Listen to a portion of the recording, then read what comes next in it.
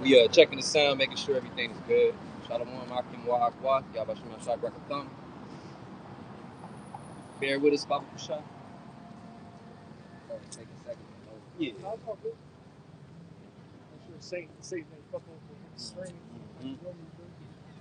Shalom, shalom.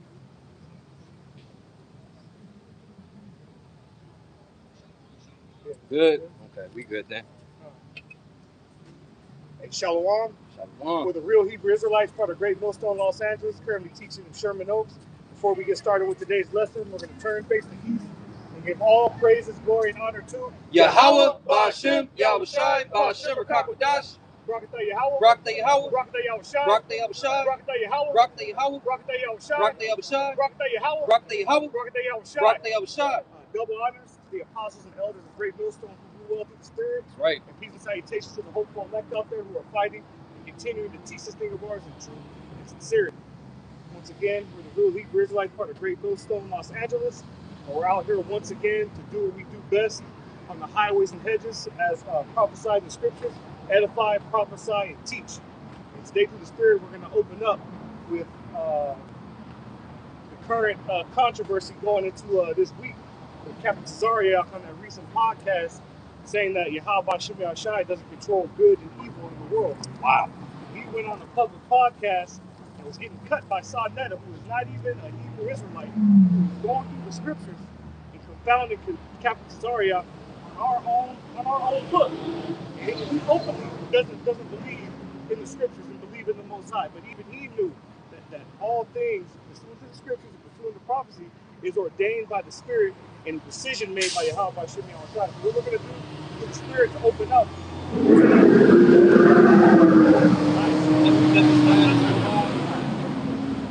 We're going to go in the scriptures and we're going to show you that Yahweh Shemi Ashai controls all things, good, evil. He controls the judgments that happen. He controls when you're born, if you come back with a defect, if you come back as a stillborn. All those are decisions by Yahweh Shemi Ashai, and ultimately goes back to judgment. The thing is, you can't get emotional in this thing. Yahweh Shemi Ashai has all power and all control over all creation. And he gave that power and control to his only begotten Son, Yahweh Shemi Ashai. Okay, we see the results of that in our reality. So without further ado, we're going to get into the scriptures, and Lord willing, this lesson is edifying to the hopeful elect. So, all right, we're going to go to the book of Isaiah, chapter 45. We're going to begin at verse 4. This is Isaiah 45 and 4, and it reads, For Jacob, my servant's sake, and Israel, mine elect, I have called thee by thy name. I have surnamed thee, though thou hast not known me. So this is proven that Yahweh Shemi Ashai knows every spirit, especially those that he ordained to carry his name. The scriptures say he surnamed us. He gave us the name Yashar Allah, which in the Lashon Kodash, or Paleo Hebrew, means he is a prince of the power. Okay, when you break that down ipso facto, it goes back to a son of God. It's interchangeable. Before we were called Israelites, we were called sons of God. Okay, and Yahweh Shemi Ashai knows every spirit that is an Israelite. Okay? Go ahead, bro. Reading on verse 5. I am Yahweh, and there is none else. There is no power beside me. I girded thee, thou hast not known me. Though thou hast not Though known. thou hast not known me. Okay, read that again, bro. It says, I am Yahweh, and there is none else. There is no power beside me. I girded thee, though thou hast not known me.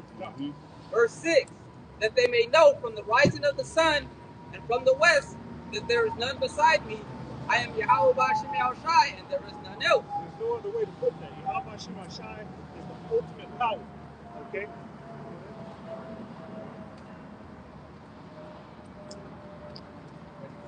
Yeah, come. This is the point in verse 7. Isaiah 45 and 7, it reads, I form the light and create darkness. I make peace and create evil. I am Yahweh Shemi Ashai. I, Yahweh Shemi Ashai, do all these things. I, Yahweh Shemi Ashai, do all these things. It just specifically said that the Lord creates the... makes peace and create evil. Yeah, so when you look at somebody that may have a defect, and you wonder, like, well, why did this person come down born deformed, or why is he in a wheelchair, or why is he born blind? That was a decision made by Yahweh Shemi Ashai. You in your flesh may look at it as evil, but we understand it as judgment. That's it, bro. Okay? And also, too, there are certain instances where somebody may be born blind or lame, and they are done, and that is done so that Yahweh Shemashai can show his power in their eventual healing. Or the Lord shows his greatness. What the fuck, man? Or the Lord shows his greatness by making that person great. Like Beethoven, you couldn't fucking hear, but made the greatest of music.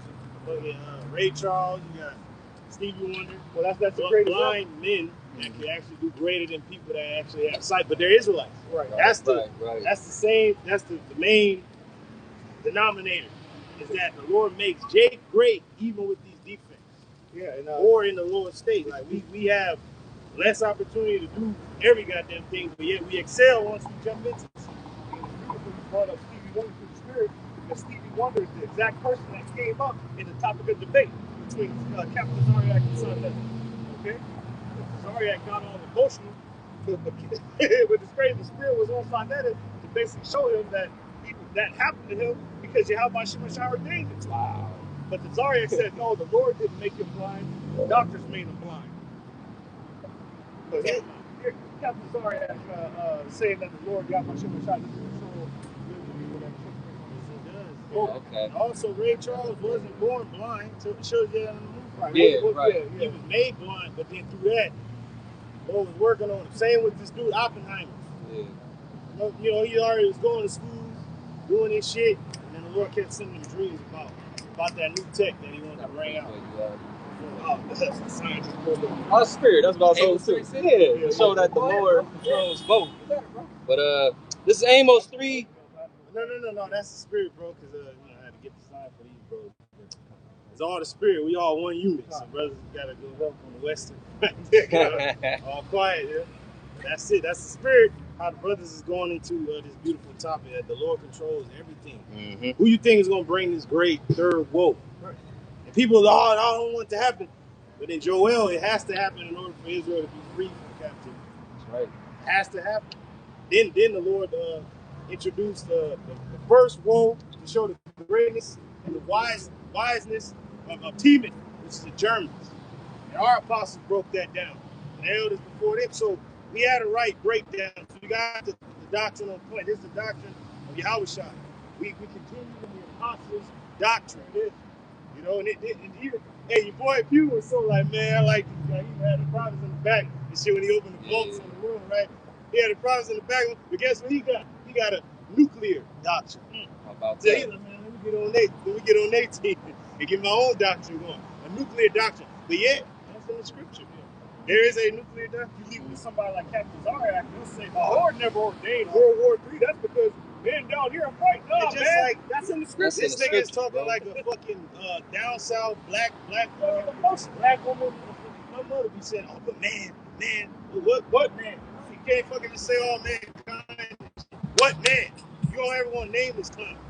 You know? The so-called white man. The self-proclaimed. I like that. Self-proclaimed. It's because I'm here to tell you, we're white. White power. What does white mean? And there ain't no person on the earth that color. That man's shirt right there. That's right. See, we're white.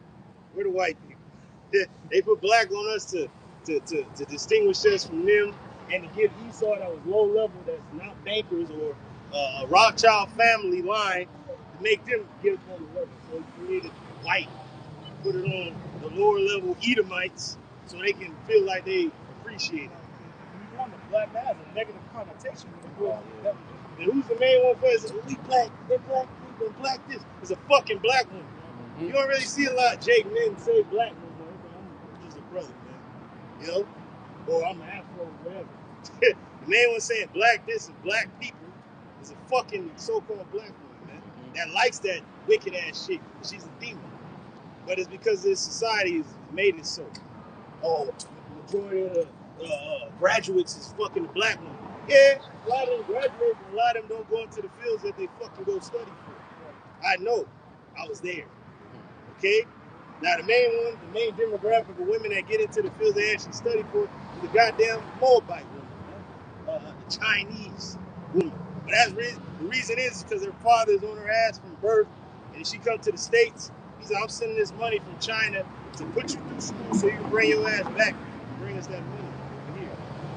Go ahead, This is Amos chapter 3, beginning at verse 6. It says, shall a trumpet be blown in the city, and the people not be afraid? The trumpet is being blown. People didn't think a second world war was going to break out, but 20 years from the day that it was signed, the Treaty of Versailles, 20 years approximately later, World War II was declared after World War I ended. But that's the trumpet. Now we sounding the trumpet for the Third World War. You people still can't see it. Iran, why the fuck did America attack Iran? Well, really, it was a joint coalition. Who really attacked them? Those damn small hats over there. Yep. But if you know the prophecy, you understand, oh, smallest of the flock going to draw them out. If we can get that prophecy, brother can grab that. It says, shall there be evil in the city, and the Lord, Yahweh Ba'ashem Yahushai, had not done everything in history, from the most bloodiest battles, wars, captivities, slavery, migration, movements, natural disasters, was all prophesied in the scriptures. Not like word for word. Well, he ain't gonna say exactly this, that, and the third, but it is telling you this is gonna happen. And it's for the prophets to break it down to you that these things are gonna happen. Even the Lord said, I will visit thee with storms and tempests and fires and whatnot. So that show you that those don't happen just to happen. The Lord is behind everything. Even if Esau used his heart, who put it in his mind to do it? Who put it in the mind of these Smiths to make those weapons, those bombs that they dropped on Nagasaki and Hiroshima at the end of the war, which the war was already over, but the Lord wanted to show his great hand. Yeah, that's why David said, keep me, Lord, from thy sword, which is the men of the world that had their portion in this life, which is thy sword. Esau, Edom.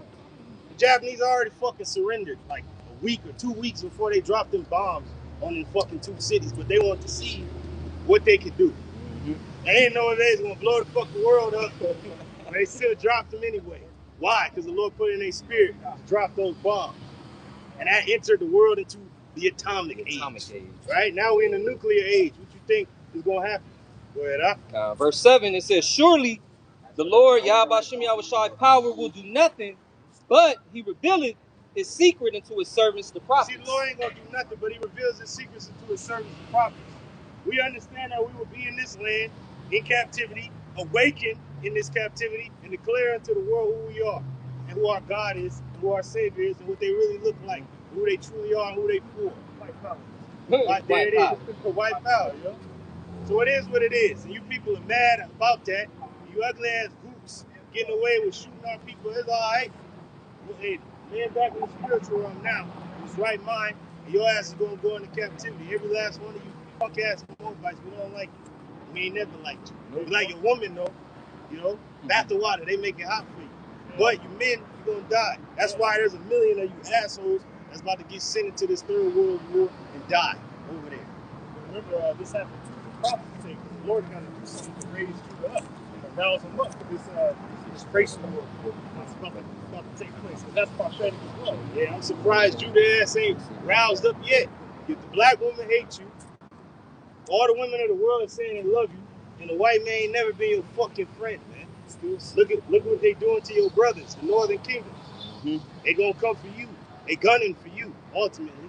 When a nigga is asleep, the nigga still want to understand why women don't like him. We broke it down to you, asshole. It's a curse. And the Lord said, fuck all that happy wife, happy life shit, trying to be equal with the white man. The Lord says, show yourselves men. All you transgressors, man. Be strong. Show yourself a man. And how do you do that? By taking heed to this word. That's how a young man cleanses his way. That's what the Lord calls you when he's young. When you come into this truth. All the apostles, brothers, elders were young. Now there's some older men that come in because the Lord have mercy on them. But young men are always called. And the Lord is using them for their strength. Same when we entered into our military. You had to be 20 years old to enter into the military and fight in Israel, the ancient world. So a lot of brothers came in around that time. Brothers were studying. Some brothers came in high school studying. Boom, they hit 20, came into the camp. Or they came into the camp a little before, but didn't really become a speaker or a mighty man in the word until they hit their 20s.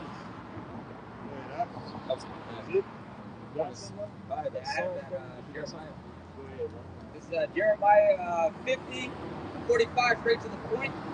It says, "Therefore hear ye the counsel of the Lord Yahweh Hashem Yahushai, that he hath taken against Babylon, and his purpose, that he hath purpose against the land of the Chaldeans." Now read it again. We're going to break this down. Now, the ancient world, ancient Babylon, the Chaldeans were the sorcerers behind the kings and everybody that sat on the throne. And they would push out to the people, the populace, what they want you to know. Either the gods, the religion, all of that. The modern day Chaldeans are who? Your bankers. You don't know about them. You don't even know who the fuck they are. They're philanthropists and shit like that. But their real name, Rothschild. Rothschild, which is German, and then going further back to Bauer. Before they came into power, going into peasants, because they were under the real royal crown, which was Israel, Jacob, Judah, Benjamin, Levi, ruling Europe. All right, they call it the blue blood. What does that mean? Because before the blood hits the air, it's blue. Then it goes red. But it goes to show you, they know that the ruling classes are not them. Hence, they had to take down these royal classes. Hence, the Renaissance. It was the rebirth of what? The Roman Empire, the Roman way of life, the Roman Pax Romana, the peace of Rome, which was prophecy. And if you can get it real quick, Isaiah 10. It started around like 5. So this is Jeremiah 50:45 again from the top. It reads, "Therefore hear ye the counsel of the Lord Yahweh Hashem Yahushai, that he hath taken against Babylon." Now the Lord has taken he's setting a trap for new Babylon. This ain't ancient Babylon with Nebuchadnezzar. It's a new Babylon. America. Babylon the Great. He had purposed it to fall. But how is it going to fall? The Lord is setting it up to go into a great war, setting up a financial system to change the course of monetary spending. He says, "And his purposes that he has purposed against the land of the Chaldeans." How has the Lord purposed it? By the prophets coming out, telling you the fate of this place by the hand of the Almighty. And it happened right when they tried to go up into space. That's when the Lord set up his men to say, nope, once you go up, you got to come down. But who baited you out into space? Russia. Just as the scripture stated, all right, the northern country, all right, which is Russia. It said from there, the Medes is going to send weapons to destroy the whole land. God, it says, "Surely the least of the flock shall draw them out." Now there's another clue. So the least of the flock is going to draw who out? Babylon out. America out. Who's drawing them out?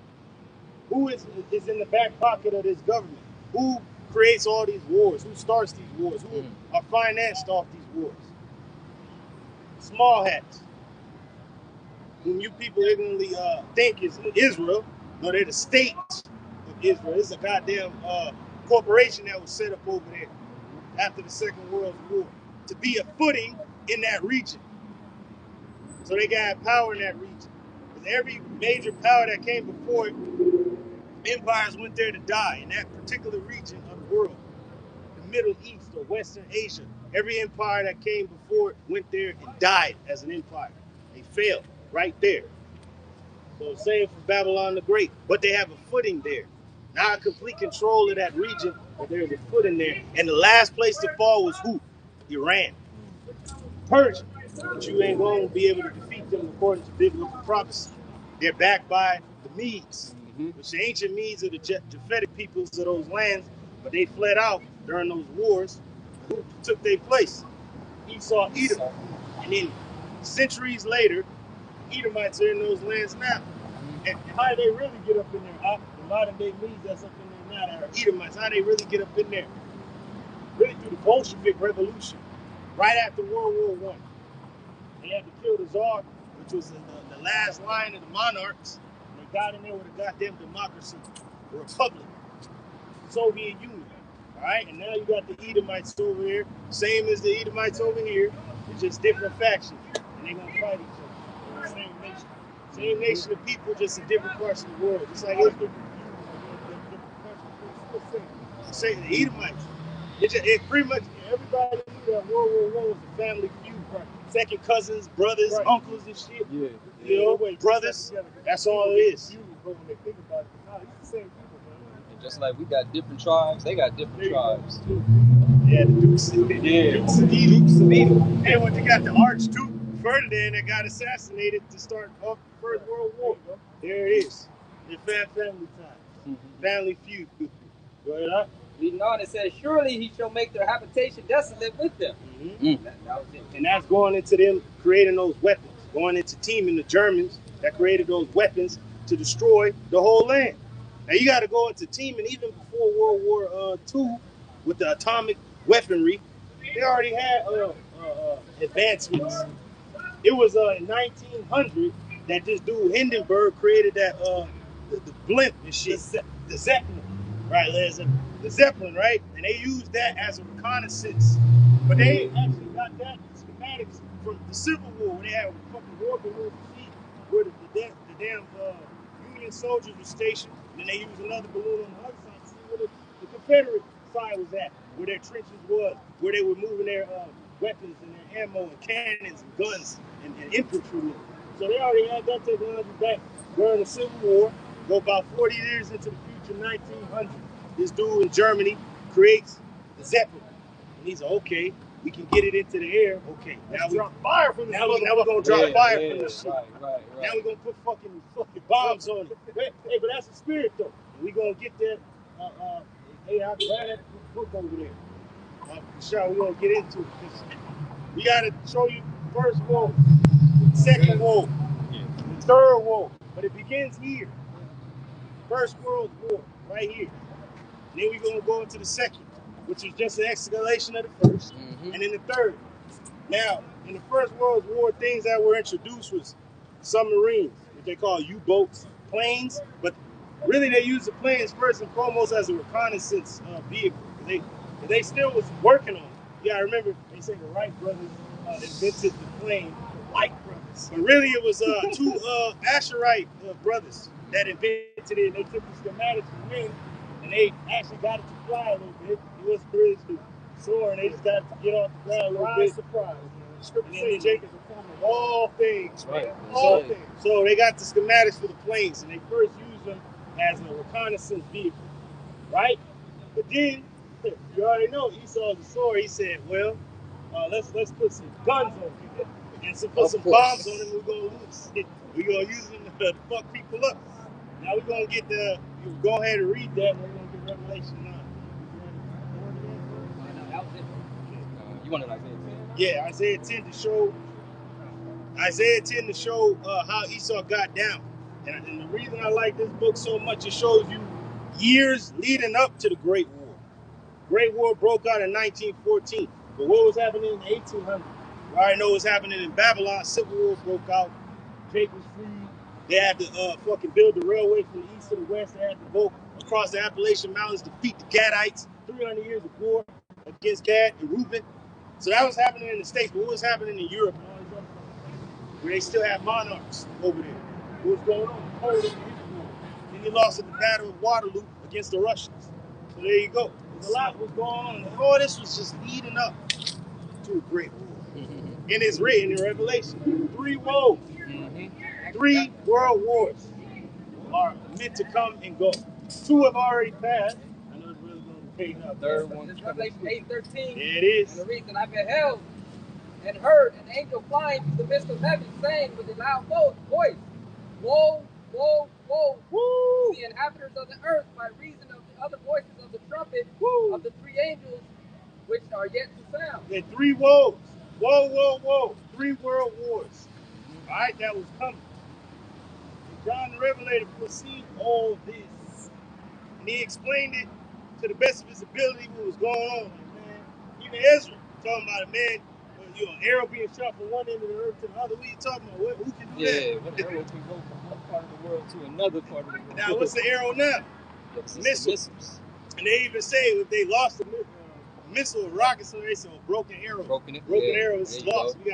We gotta go find it. What you know? Isaiah. This is Isaiah chapter 10, beginning at verse 5. It reads, "O Assyrian, the rod of mine anger." Now this is Babylon the Great, the U.S. of A, the American Edomite preferably. Ultimately, all Esau has the same spirit, but the Lord is really using the American Edomite to do his bidding. Hence, Babylon is known as the hammer of the earth. Go ahead, huh? And the staff in their hand is mine indignation. So the weapons in their hand is the indignation of the Lord, the Almighty. And it ain't just a gun anymore. See, Esau advanced from cannons, the guns, from the catapults, all that. And it increased into what? Biological warfare. They introduced that first in the First World War, but then they say, according to a treaty, they can't do that no more. Bullshit. They went just another way.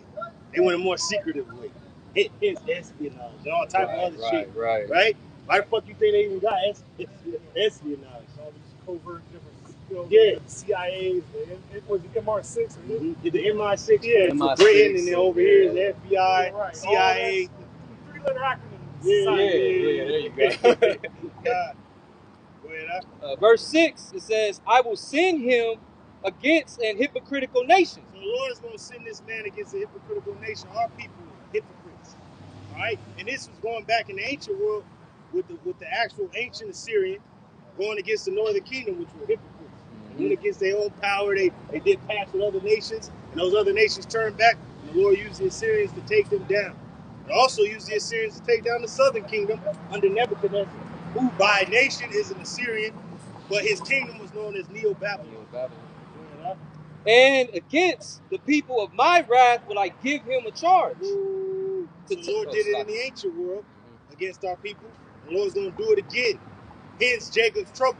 But this man ain't only going to go for us, but he's going to go for his own kind. Hence Isaiah 19. And the Egyptians shall fight against the Egyptians. Right, to take the spoil and to take the prey. That's what happens in ancient warfare. You take the spoil and the prey. Spoil is gold, silver, women, cattle, slaves. There you go. Same thing is going to happen this time. But they already told you people before they even made the act. You shall own nothing and be happy. So they already captured you. Man. They just ain't took your goods yet. They haven't spoiled you completely as yet. But they already did it. They already shut the world down. Biggest fucking robbery in history. And you people are still asleep. Why you think this war is going on? Why you think fuel prices are going to go up? It ain't good on the world stage for this place. War is coming. That's why they have a draft that's already on the books. Your young sons and your daughters are going to go over there to the Middle East, Western Asia, and die. And you people still want to walk around in FIFA and shit. But these same fucking people, same nations playing FIFA and shit, going to be at each other's throats really soon. How about that? It says, and to tread them down like the mire of the streets. Yeah. And this is what this man did. Every society he entered into, he did exactly that. He traded them down in his anger. Howbeit he meaneth not so. Oh, this is Esau. This is in his heart. This has been in his heart, and this is going to remain in his heart until the Lord takes this nigga out. But he ain't wrong for thinking this way. This is who he is. He's the devil. He's a demon. Can't do right. Can't get right. Go ahead, huh? Neither doth his heart think so. So people think, oh, it's for world peace. Peace. No, it said through his policy. Through peace, he destroyed many. That was during the Greek era. We got that same spirit. Go ahead, huh? It says, but it is in his heart to destroy and cut off nations, not a few. Did that not happen in the First World War? Nations was cut off, and not a few. Bro, there was nations there before the Great War that was not there after it was over. You had Russia and fucking Austria, Hungary. Gone as fucking nations, gone. Russia was no longer a empire. It was a republic after that. Germany was cut down. The military was thrown out. Okay? And other factions, the Ottoman Empire was gone. Western Asia was, cut up into different factions again. Africa was cut up into those different colonial factions. America was different after it was over. When they came back, it was red summer. Yeah. Right? So nothing changed. Only the face of the landscape changed. Go ahead, huh? Can I read that in NLT? Go ahead, huh? Verse 7? yeah, go ahead. It's Isaiah 10 and 7 in NLT and read, but the king of Syria will not understand that he is my tool. Hey, and that's exactly what the Lord used the Assyrians for. The Assyrians thought they were doing their own thing. How they conquered from east to west. And the last place to withstand them was Israel. And that's what that demon Sennacherib told Hezekiah. He said all the other nations and their gods were not able to saved him, how much more your God is able to save you? And that's when he had his army besieging Jerusalem. Hezekiah went to the Lord and opened up what this nigga wrote. He's like, Lord, look what he wrote. The Lord got the same way this nigga marched in, he don't go another way. And ain't not one arrow gonna be shot against this city or against these walls. Because he's gonna go back the way he came. What happened? Lord sent one angel down there in the camp. 185,000 of them dead to the last man. Nigga woke up, army dead. Gone. Nigga fled back into his own land, was worshiping before his idols, and the Lord had his own sons put his ass to death. How about that? Beautiful. Isn't that a beautiful thing? And the Lord is telling this demon right here, he doesn't know that I'm using it. That's my tool. Same as America. America think they big, bad, and untouchable, but the Lord is using you. You're a golden cup in the Lord's hand to make all the nations drunken, and you're a hammer to break in pieces the nations that the Lord sent you against. And that's further proof that everything is under Yahweh Shemashai's control. That's it. That's it. Everything. Even us going down. Jake was fighting. Jake had rebellion after rebellion, wars, but the Lord kept quelling those rebellions. Like, no, you gotta go down. This man has to reign. This man has to rule. That lets you know that there's a higher power at work. He was left on even footing. Jake would have been over to the east side. We've always been stronger than him. We've always looked like we were about to get the upper hand, but something happened and took place that Jake couldn't get over that hump. Going even back to the Roman era. Even before the Roman Republic turned into an empire at the death of this dude Julius Caesar in 44 BC, 44 years before Yahushua was born into the world, right? What happened before that? About 72 to 73 BC, what was going on? Spartacus. The rebellion of Spartacus and the gladiators going up against the Roman Republic. And put them in a scare, man. And they almost took down Rome. But why did they fall? Why did that rebellion fail? Because the fourth beast had to reign. According to prophecy, Daniel, right? Then what happened? Hannibal. The three Punic wars against the Roman Republic against Hannibal. Carthage, right? The Carthaginians. Three major wars. The first two wars, Hannibal won. The third one he lost. Why? Because the second Punic war, it was a naval battle. And the Romans didn't have no navy at this time. They was just using Greek fire and shit like that. But Hannibal was still fucking them up with ramming them, fucking using the Greek fire on their ass. Yeah, that's weird you brought that up because Hollywood just declined another attempt to make the Hannibal movie. Because at first they were going to use Vin Diesel to play Hannibal. But then they turned it down. They didn't want him represented as a so-called African American. That's what he is. Of course. Right. So then Antoine Fuqua, you know, the famous Jake director, he picked up the script and he hired Denzel to play Hannibal. Hollywood still turned it down. Yeah, just Hollywood, man. So-called African American. But that's what he was, though. Exactly. They don't want that portrayal on the street. That's why there's so much controversy over this Odyssey that's coming out. Because it's not accurately racially cast or whatever, but it is. Because if you look at the water that you brought that up, let's go into the Odyssey, right? Like, you gotta go here. We gonna put left here. This is a history class. So the Odyssey, right? Let's go into it. You got this dude, my man, the King of Ithaca. Is my man's name Odysseus, King of Ithaca, right? Why did he go to war against the Trojans? 46? Now we know that Troy is Troas in the New Testament, and there was Israelites there being getting the word preached to them. Troas, which is Troy. Right, brother brought that out. Beautiful elder brought that out. That was the ancient city of Troy, where Troy once was. Now the war began because one man took another man's woman. And what is that called? Adultery. So instead of the face that launched 1,000 ships, right? Why they go to war? Because of adultery, right? And whose law is that? It's an Israelite law, man, that you put a dude down. You know, the dudes is going off, they's into that Greek shit, right? The Trojans, right? So they sailed. This is the story. They sailed across the seas to fight this war. It took 10 years' time. Troy fell, right?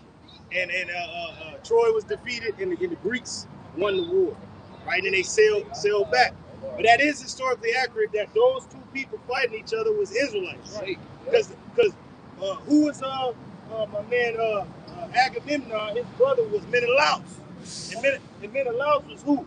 Menelaus was the king of Sparta. And who was the Spartans? According to the Maccabees. They're Jews. They're brethren of the Jews. They're Israelites. And you had the Trojans. Who are they? They're Israelites too. They were just in the... Yeah. When you go back and watch that movie, he was wearing fringes. Yeah. Yeah. Oh, and then they had the different priests. Yeah, these priests were in arms. So there you go. And then she had the border blue and a little dress. Yeah, so that's Israel right there. Oh, even the boy Achilles, man. He had the L on the shield representing Lacedaemonians. Israel. Oh, when he was chilling, he wasn't fighting, and Odysseus was talking. He had the fringes on. He had the garment on. Yeah. When Patroclus was dead. Yeah, Patroclus. You can look at his feet and the fringes. So when you look, and then on their shields, they had the fringes. They had the fringes on the cage. So these are two Israelites fighting each other, man. But they say they historically happened that they weren't black people. Yeah, they were. Dumbass. The Jews are dark skinned. Oh, going to the history when Spain fell. Granada, Spain fell to who was it? It was the first crime family, the Borgias. They was born with those different monarchs in Europe.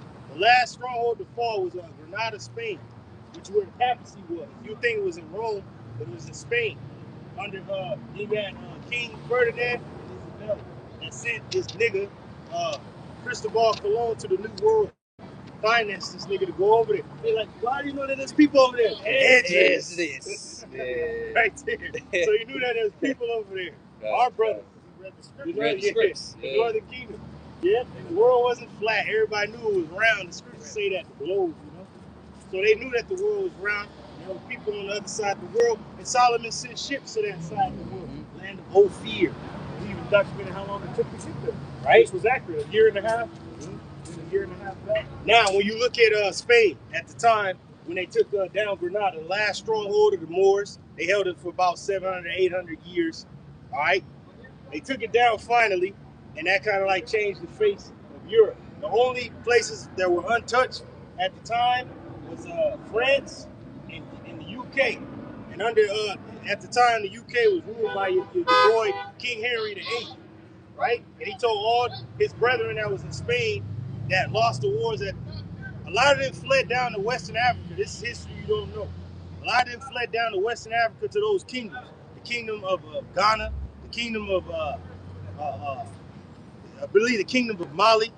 Those different kingdoms on the western coast of Africa. A lot of our people, after the fall of Spain, fled to Western Africa. And a lot of them fled to the UK and dwelt among the boy King Henry VIII of England. Right? And he was married to, what was her name, man? She was oh, look it up. Who he was married to before he got with Boleyn. King Henry VIII is his wife before Boleyn's sister. And he had his daughter with the first sister, Anne Boleyn, which was Queen Elizabeth. It ain't no queens, all right? That was his daughter. Catherine of Aragon, right? So they were married according to the crown. But then she broke off with him. He got with Anne Boleyn, and that's when they started the Church of England. There's a lot of going on around this time. And around the same time, Jake was falling. Anne Boleyn, he had his daughter, who you know as the Virgin Queen, right? Elizabeth I. Had no children. Failed to produce surviving male heir. There you go. And then the crown went to, it is all the spirit of the Lord. The crown went to, you met your boy, you already know who it is, first of England. Who was King James, the 6th of Scotland, the first over a United Kingdom, UK. King James? Yeah, go to King James. That's where the crown transferred to him, right? Because King Henry had no surviving heirs but a daughter. She produced no heirs and didn't marry any royal crown at the time. So the crown went to her cousin, if I'm not mistaken, was King James, the 1st of England, the 6th of Scotland. Best known for authorizing the translation of the King James Bible and unifying the Scottish and English crown. There it is, the UK. And it's all Jake, mind you. These ain't fucking Edomites. These are Judites. And you got Levites up in there and Benjamites. King James, to be exact, Benjamite. Because if he's Scottish or Irish, that's Benjamin. The English crown is Judah. So it just goes to show you different factions, families, rule. Where you think you get the Game of Thrones show from? All family members fighting one another. That's Jake warring with each other. But it's really Esau in the midst, whispering in the ear to go to war with each other, man. Serpent and shit. Yeah, so that's it. Go ahead, huh? Continuing in Isaiah 10 and verse 8, it says, for he said... Oh, my point. Going into Granada, Spain, when it fell. There's even writings of it. It said the Spains of Portugal, it said the Jews of Portugal and Spain are very dark. That's written in the history. So if you damn people over there in Spain now is the real people, why the fuck is that written? Why it said the Jews of Portugal and Spain are very dark. Swarthy, to be exact. Yeah. It means very dark, man. And this is when Spain fell. And that's why they had the Spanish Inquisitions. They was looking into Jake. Like, who are these people and where they come from? And why they move like this? We gotta get them out of here. That's it. Even your boy Benjamin Franklin, this demon, he wrote that famous book.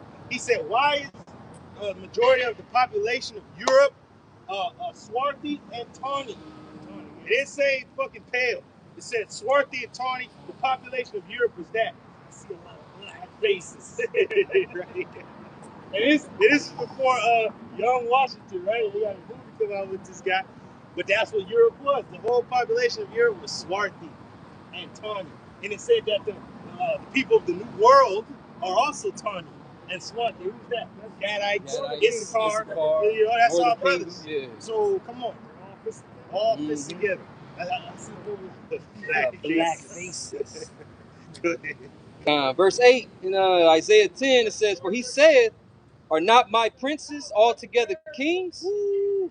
Is not Calno as Carchemish?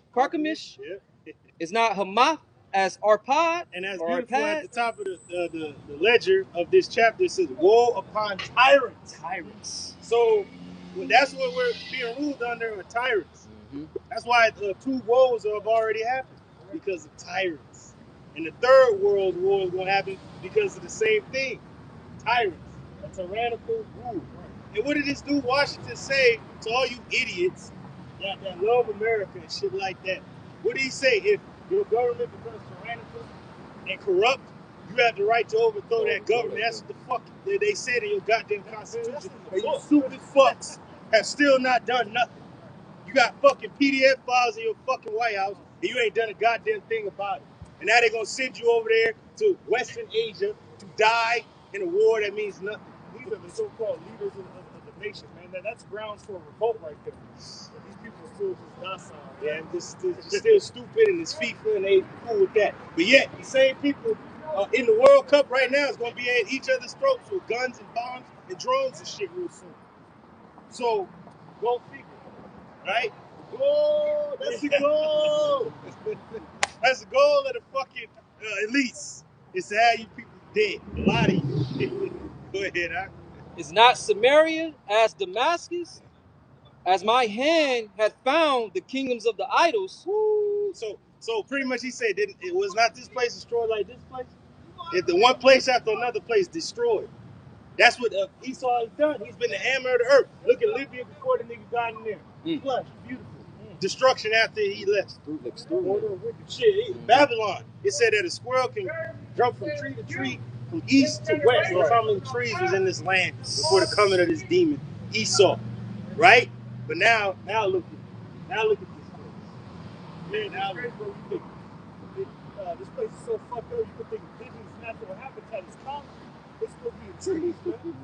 Because whether you believe it or not, pigeons are actually lawful to eat. Yeah. You know, but you wouldn't think that just looking at how they live in society. Yeah, they're the same family of walking on concrete and shit. They're supposed to be in trees, man. Yeah. Pigeons are in the same family as quail. Quail and you would never think that because you know where we stand, but yeah, that's how fucked up that's the society of, man. Pigeon man. So it's lawful to eat. You gotta lick your fingers, right? You know what I'm saying? Go ahead, huh? Verse 10, as my hand had found the kingdoms of the idols. That's what Esau is saying too. He came in the same spirit as the Assyrian And the Lord is letting you know, even in the ancient world, he used the Assyrian to do his bidding. To fuck up Israel for going on. First the northern kingdom, then the southern kingdom. Now the Assyrian is back again under the guise of America, and the Lord is using them again to mess the tribes up first, and then to mess the world up. Because you gotta remember, before the Assyrians reached Israel, they already defeated the other warring nations round about Israel. Israel is like the last place to go down. First the northern kingdom, and then years later, the southern kingdom fell. Not too long after. Go ahead, huh? And whose graven images did excel them of Jerusalem and of Samaria? Oh, going into the northern kingdom. That was the capital of the northern kingdom of Israel. It was Samaria. Jerusalem is the capital of all Israel, and that's found in the south. Go ahead, huh? Verse 11, shall I not, as I have done unto Samaria and her idols, so do to Jerusalem and her idols? Oh, but this dude is assuming that Jerusalem is just like the northern kingdom, going after idols and shit. South looking like, nigga, hold on. We got one God. We don't worship idols like the heathen, or even our brothers, the northern kingdom that fell from grace. We're not like them. The reason they failed to you is because they went on. But it is going to show you that the southern kingdom didn't fall to the Assyrians because the Lord was with them. Go ahead, huh? It says, wherefore it shall come to pass that when the Lord hath performed his whole work upon Mount Zion and on Jerusalem, I will punish the fruit of the stout heart of the king of Assyria. So after the Lord uses you to do what you need to do, then he's going to destroy your ass, man. And he did it with Egypt. He raised up Pharaoh, brought his ass down to exalt his name in the earth. Lord did it with the Babylonians, the Assyrians, as we're reading here. He did it with the Persians and the Medes. He used them to actually finance us to go back and rebuild our temple and the walls round about Jerusalem. And go figure, bro, while we were building the walls and the temple, we had to fight. We had to fight. But yeah, we were financed by the king. It just goes to show you, one hand building, the other hand holding a weapon. Yeah, boy, that's what we doing right now. The punk ass vocab. Yeah, we building this nigga won with us at the same time. Yeah, Go ahead, It says, oh yeah, we got a war with these niggas. Trying to build and lead the nation the right way. They trying to take us 10 steps back. Yeah, niggas be fighting you and the enemy. I'll just sit your ass down. Hey, House of David. That's the House of David. David had to fight the enemy, and he had to fight against Saul. And Israel. Yeah, then he gonna say the Lord ain't got power over all. Well, then what happened to King Saul then? I guess Saul was just doing his own thing. Lord didn't bug him out. Lord bugged this man out. He gave him his spirit, then he took it from him, and he was through. Sent the evil spirit. Yeah, you feel bad for the man because he was looking every way. He's looking for the prophets, they wasn't talking to him. He's going to the oracles, they wasn't talking to him. The seers didn't want to fuck with him. Samuel was dead. He was all fucked up. So he had to go.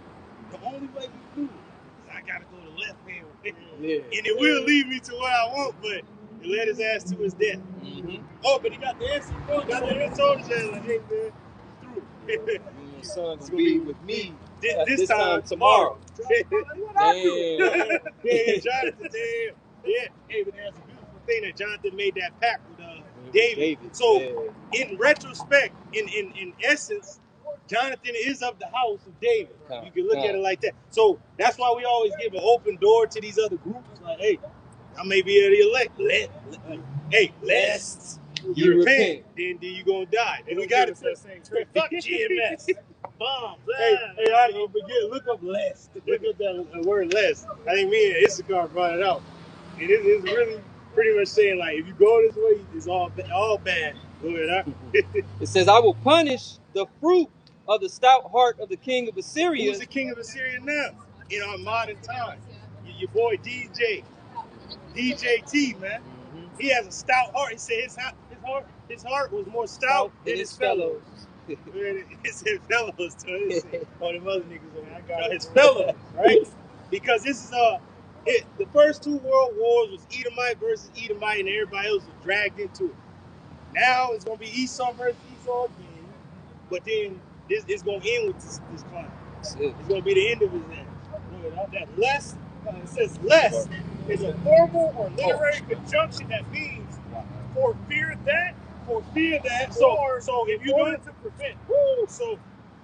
in order to prevent you dying, repent lest in order to prevent you, For fear that you're going to be judged. for fear that you're going to be fucked up, judged, destroyed. Your woman going to come out and air you out. Woo. Hey. The Deuce, he gone like, hey, like Martin and Pam. They be going back and forth. But you see, man. Another one is or else. Or else. Damn. It's an or else. Right. Lest you repent, or else Or else. you're going to die. It says it is used to introduce a preventative action taken to avoid an undesirable outcome. Ooh, an undesirable end. Oh, but then in another place it said, Damn. the Lord knows what he has for us, an expected end, peace and not evil. But niggas don't eat like you.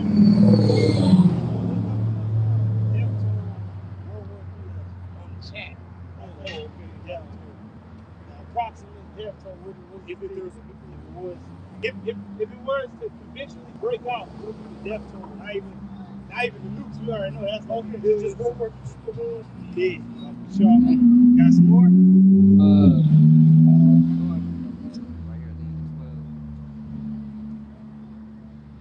There it is. Yep, right there. This is the point I wanted you to get, but all that was good. Going into really ancient Assyria and matching it with modern day Assyria, they're moving the same way.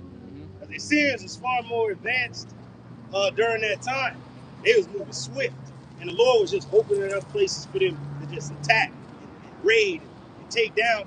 And the king of Assyria got pumped up. He got proud. Thinking that it was him. Like, no, nigga, the Lord opened up these doors for you to take these nations down that previously were not able to be that were previously not able to be taken down.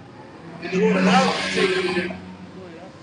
Finishing on verse 12, it says, I will punish the fruit of the stout heart of the king of Assyria and the glory of his high looks. And the glory of his high looks. The Lord brought the Assyrians down ultimately through Nebuchadnezzar. Through his father. Nabopolassar. All right, it was a coalition of nations. I believe the Medes was with him. Yeah, I know, Midian. And it was the Persians too. So the same factions that took Babylon down eventually was the same factions that helped Nebuchadnezzar's father, Nabopolassar, take down the Assyrian capital of Nineveh. So it's just going to show you, hey, that's beautiful because the First World War, Austria-Hungary declares war on Russia, and then Russia declares war on Germany and Austria-Hungary, and then who declares war on them? UK and France jump in. But yet, bro, the next World War breaks out. Germany invades Poland. They declare war on Russia off top, and then Russia becomes the enemy after the end of World War II against the U.S. But yet they were allies in the first two. Yeah. So it just goes to show you the same thing happened in the history that Nabopolassar, which was Nebuchadnezzar's father, took down Nineveh, a coalition of nations, and then Cyrus the Great, by Darius the Mede, years later, took down Babylon. The same coalition of nations years previous to help them take down Nineveh, took them down years later. So it just goes to show you they switch sides on it. Go ahead, huh? Verse 13, it says, for he said, by the strength of my hand I have done it. That's what Esau said after he took down all the nations after the colonial era, right? He said, I done it. Me. Right? But nah, it was the Lord that made you to do it, just like he did for the Assyrians of old. He said it was me that made you move across the land like that swiftly. That's it. I got that estimate. Go ahead, out. So I asked. Don't even bring it out yet. We haven't even got that far. Go ahead, out. It says, and by my wisdom. Oh, by the wisdom of the Lord. See, the Lord knows everything, man. And he even helped Alexander. Alexander was told by the priest, hey, man, you right there. Then they say he was a Hebrew that said his feet didn't touch the ground, which means the spirit of the Lord was with him, man. He was flowing. He conquered the known world in 12 years. Whoa. The Lord, the Lord was with him. It's like the Lord was with the Assyrians, man. To do their thing. Go ahead, huh? It says, for I am prudent, and I have removed the bounds of the people. That's it. So the Lord said, I've removed their protection, the bounds. So you can go up in there and just take them down. And it is reported that certain walled cities that Alexander had to go up against, the chariots helped him take down the walls. So they zapped it with the laser, the walls came down. He went up in there. So the chariots is helping this dude. It shows you at Maccabees that in the heavens they was having war games and shit. And the men was like hoping it was a good omen because they seen the angels up there fucking duking it out. Pretty much having a dog fight. They're duking it like, oh shit. You know, so. And imagine the men in World War War, bro, just watching. Like, hey, who's winning? I don't know. What they call them, the Foo Fighters? Yeah, the Foo Fighters, dog fighters and shit. They like, man, who's winning? I don't know. I think it's us. Motherfucker coming down and shit. It shows you that on 1917 where they like, it got his ass and he just went down. He's like, all right, right over the hill. Oh shit. They get him out of there, y'all on fire and shit, stabbing their ass, Red Baron and shit. Your man, Von Voss and shit. Go ahead, And I have removed the bounds of the people and have robbed their treasures. That's what Esau did when he took over the world after the Renaissance era. This is what the Assyrians did in the ancient world before they came to Jerusalem, and after that they were defeated. Because you gotta remember, the Assyrian king Sennacherib, when he returned home, his sons killed him. And I think his third son that was in the line took the throne. That's even recorded in the book of Tobit. That actually happened. They got that recording. Oh shit! That's how you know Tobit links with the history. They were knowing what was going on, even though they were in the Assyrian captivity. They knew what was going on in Jerusalem at the time. That the Lord destroyed that army and destroyed Sennacherib's reign. Right? And I have put down the inhabitants like a valiant man. That's what Esau Edom did. The Lord gave him the technology to do it. Right? The Lord gave us, like, going into Constantinople falling in 1453. Last stronghold, this dude Mehmet II, I believe he is Jake, man. He got like an Italian or a Spanish choreographer, which was a man that built cannons. He said, I need you to build me some cannons so I can shoot through these walls. Because he's like, the old way of warfare, we got to build a fucking siege tower and go up against it. He says it's going to take too much time.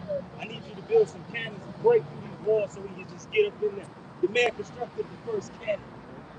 And then that put an end to pretty much castles and walls. Because if you got a cannon to break through the walls, what's the point of men defending the shit? It's going to get blown to nothing. Then going on down the line, they advanced to the time of Napoleon with them cannons. Then the Civil War, the cannons was even more advanced. Going all the way down to the First World War, they had fucking mortar guns and fire with their cannons and shit. Knowledge continue to increase. Right. But who had this technology? Esau. Mm-hmm. Esau got the schematics from us, and he made it for warfare, as he always does, right? Because we helped this nigga get out into outer space. Bro, what's this nigga make? He made a drone and shit. Yeah. Made the dude. See, we got the nigga out there. He got out there. Right? What the nigga do? He's like, let me go and come back down with a dude, man. It's a direct let me show you how to do what it do, man. so he did it. Mountain Dew and shit. Go ahead, huh? Verse 14. And my hand. Hey, we're going back to Cain. Cain killed Abel because he's a demon. Mm-hmm. And then his son that he had after him was known as what? Traveling west.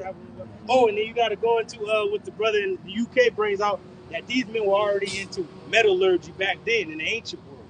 That means iron ore. We do that. We do, and forging. And they were forging weapons, right? Traveling. And then you got to remember, the world was just one landmass. And it was just marching and just fucking people up. Imagine that. So they was already into metallurgy, creating weapons for war. So let's just jump into the future. Esau's doing the same thing in modern times. That's how you know that's him. He's Cain. We're Abel. But then Abel came back from Seth. The righteous line continued. Mm-hmm. You know, son, continue. Wu-Tang.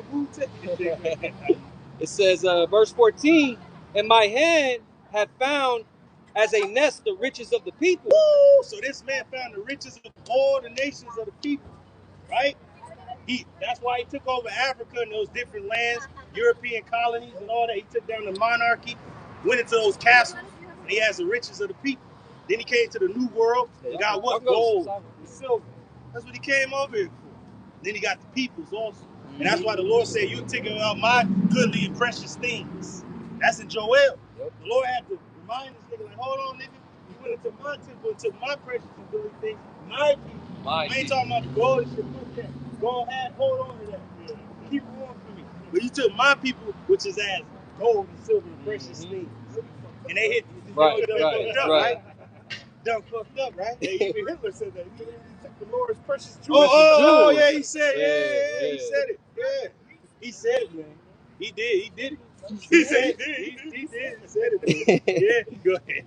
It says, and as one gathered eggs that are left, have I gathered all the earth? That's how Esau did it. He did it with the colonial era.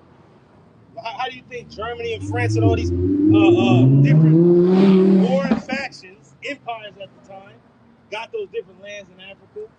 They went far east. You had the Boxers' Rebellion and all that over there in China, the Opium Wars and all of that. All of this is leading down to the Great War, World War I. Then it escalated 20 years later, World War II, and then now World War III. But hey, really, World War III could have broke out right after that. Why do you think it says it coming quickly? Because right after World War II, literally after they dropped the fucking bombs on these niggas, man. On the chief suit,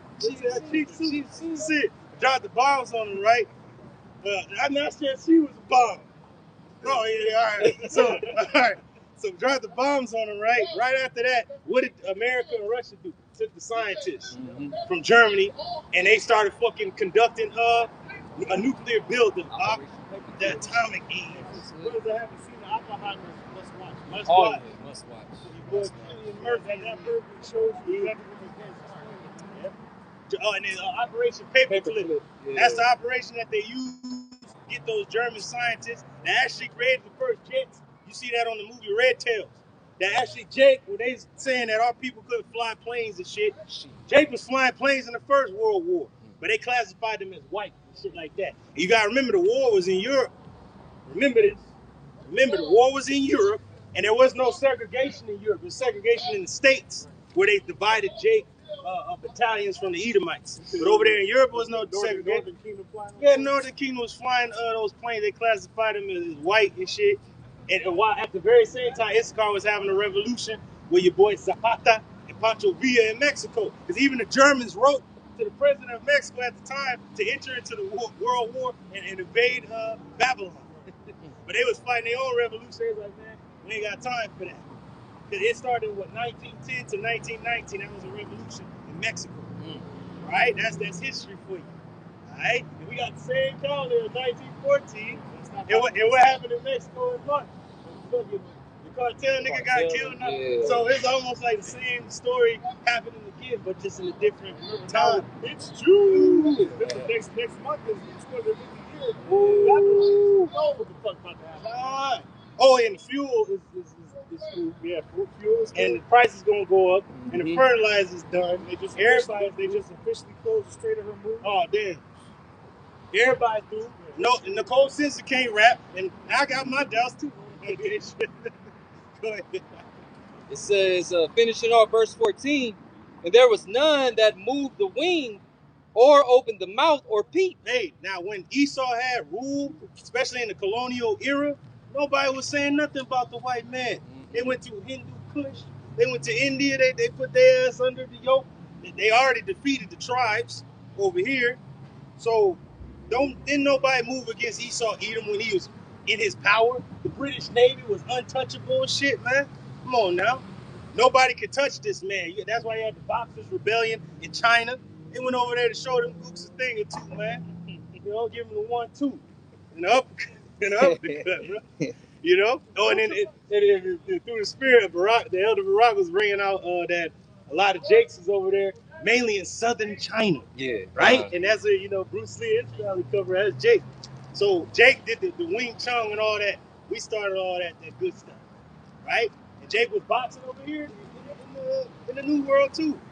You got that show, I think it was Benjamin with his boxing, 1,000 Blows. Yeah. 1,000 Blows, and then you had my man Jack Johnson fucking up the white boys here in the States. Then he going over there in Europe, he walking around with the ladies with the fur coats. The chilling. That's the script right there, but Rock was talking about cinnamon. In South China. South China. Israelites have. So So all these wars, you got the Opium Wars, and you gotta remember the Opium Wars was in the late 1800s, right? And because they blew up a ship in the Chinese harbor, I believe it was in Hong Kong, and the emperor at the time of China pretty much closed his borders to all Western trade for like the next 300 years. So he was like, nah, I'm gonna close this border for like the next half a century before we open it up again. That was the last time really the British got up in there, so they had to kind of sneak their way up in there. But that's why Hong Kong is like a hub for Western trade, but the rest of China was closed off to the Western world for a long time, bro. Maybe even up into the First World War, then the Second, because British colonies was over there still. Go ahead, Verse 15, it says, shall the axe boast itself against him that heweth therewith? Now this is Esau, he boasts like, man, I did this, that, and the third, man, shit. I landed on the moon, what? But now you didn't do nothing, bro.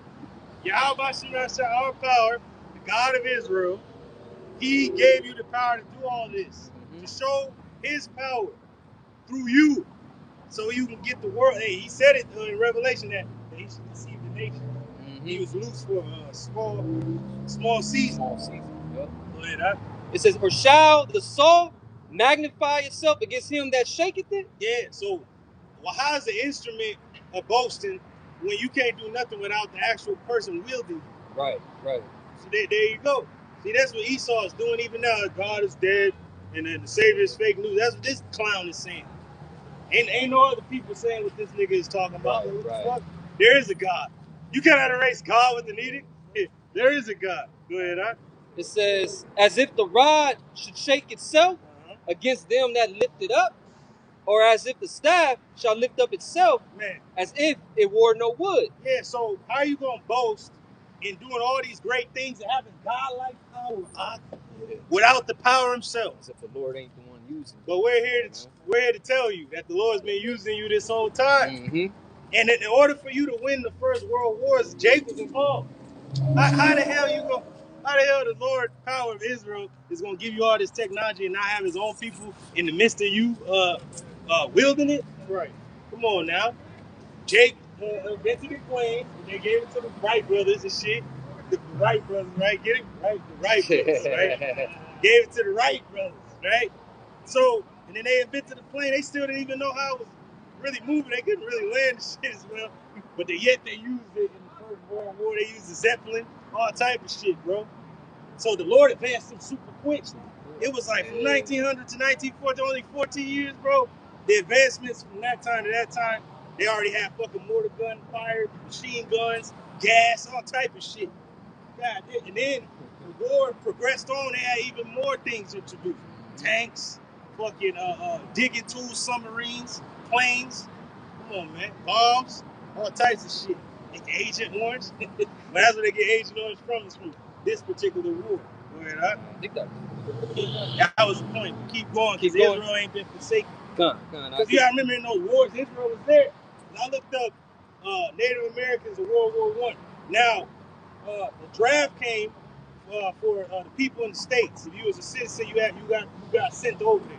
Now, Gad was considered, a sovereign nation outside the United States, even though they was in the territories of the U.S. Right? So they pretty much told the Gadites, like, "Hey man, I ain't gotta go fight if y'all don't want to." And then one of the Gadite chiefs said, "Well, this is in our warrior culture. We gonna go over there and fight anyway." Hence the wind talkers, that the Germans couldn't know what was going on because they were speaking the broken Hebrew, which is the Navajo Cherokee language, which is Hebrew, and the Germans couldn't interpret what they were saying. They was like, okay, they moving their lines over here, but we don't know where they're gonna be at because they were speaking the Navajo language, right? So Gad was in the First World War in those trenches. You had Judah. Judah's in the trenches. You gotta remember the first hero of World War I was Jake. He held off. He defended the trench against the German enforcements. He killed about 20 of them motherfuckers by himself. Right? German trenches, man. Shit. And then a lot of those American units didn't want to fight with Jake, so they sent a lot of those American units to the French front lines, Western Front, and they said they never lost the trench, and they never got pushed back. They never lost the line. I wonder why. Because it was the Israelites. Then you had a lot of Issachar and the other Latin tribes joined up, and they was in the Navy. They was fighting in the different battles of Verdun, the Battle of Somme. Those are the most famous battles on the Western Front in France that Israel fought in. Who was the heroes of those battles? Israelites, right?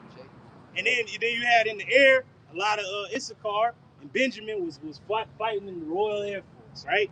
So they went up there and they was fighting with the Red Baron and they was giving them the business. So, but yet, and they got medals of honor and shit, right? Came back to the States heroes. But yet they were still second class fucking citizens when they got back to the States. Right. Ain't that some shit? Risk their fucking life for this goddamn place. Won the war for them and shit. Defeated Teeman, the wisest of you Edomites, and it came back. Oh, God damn. Right?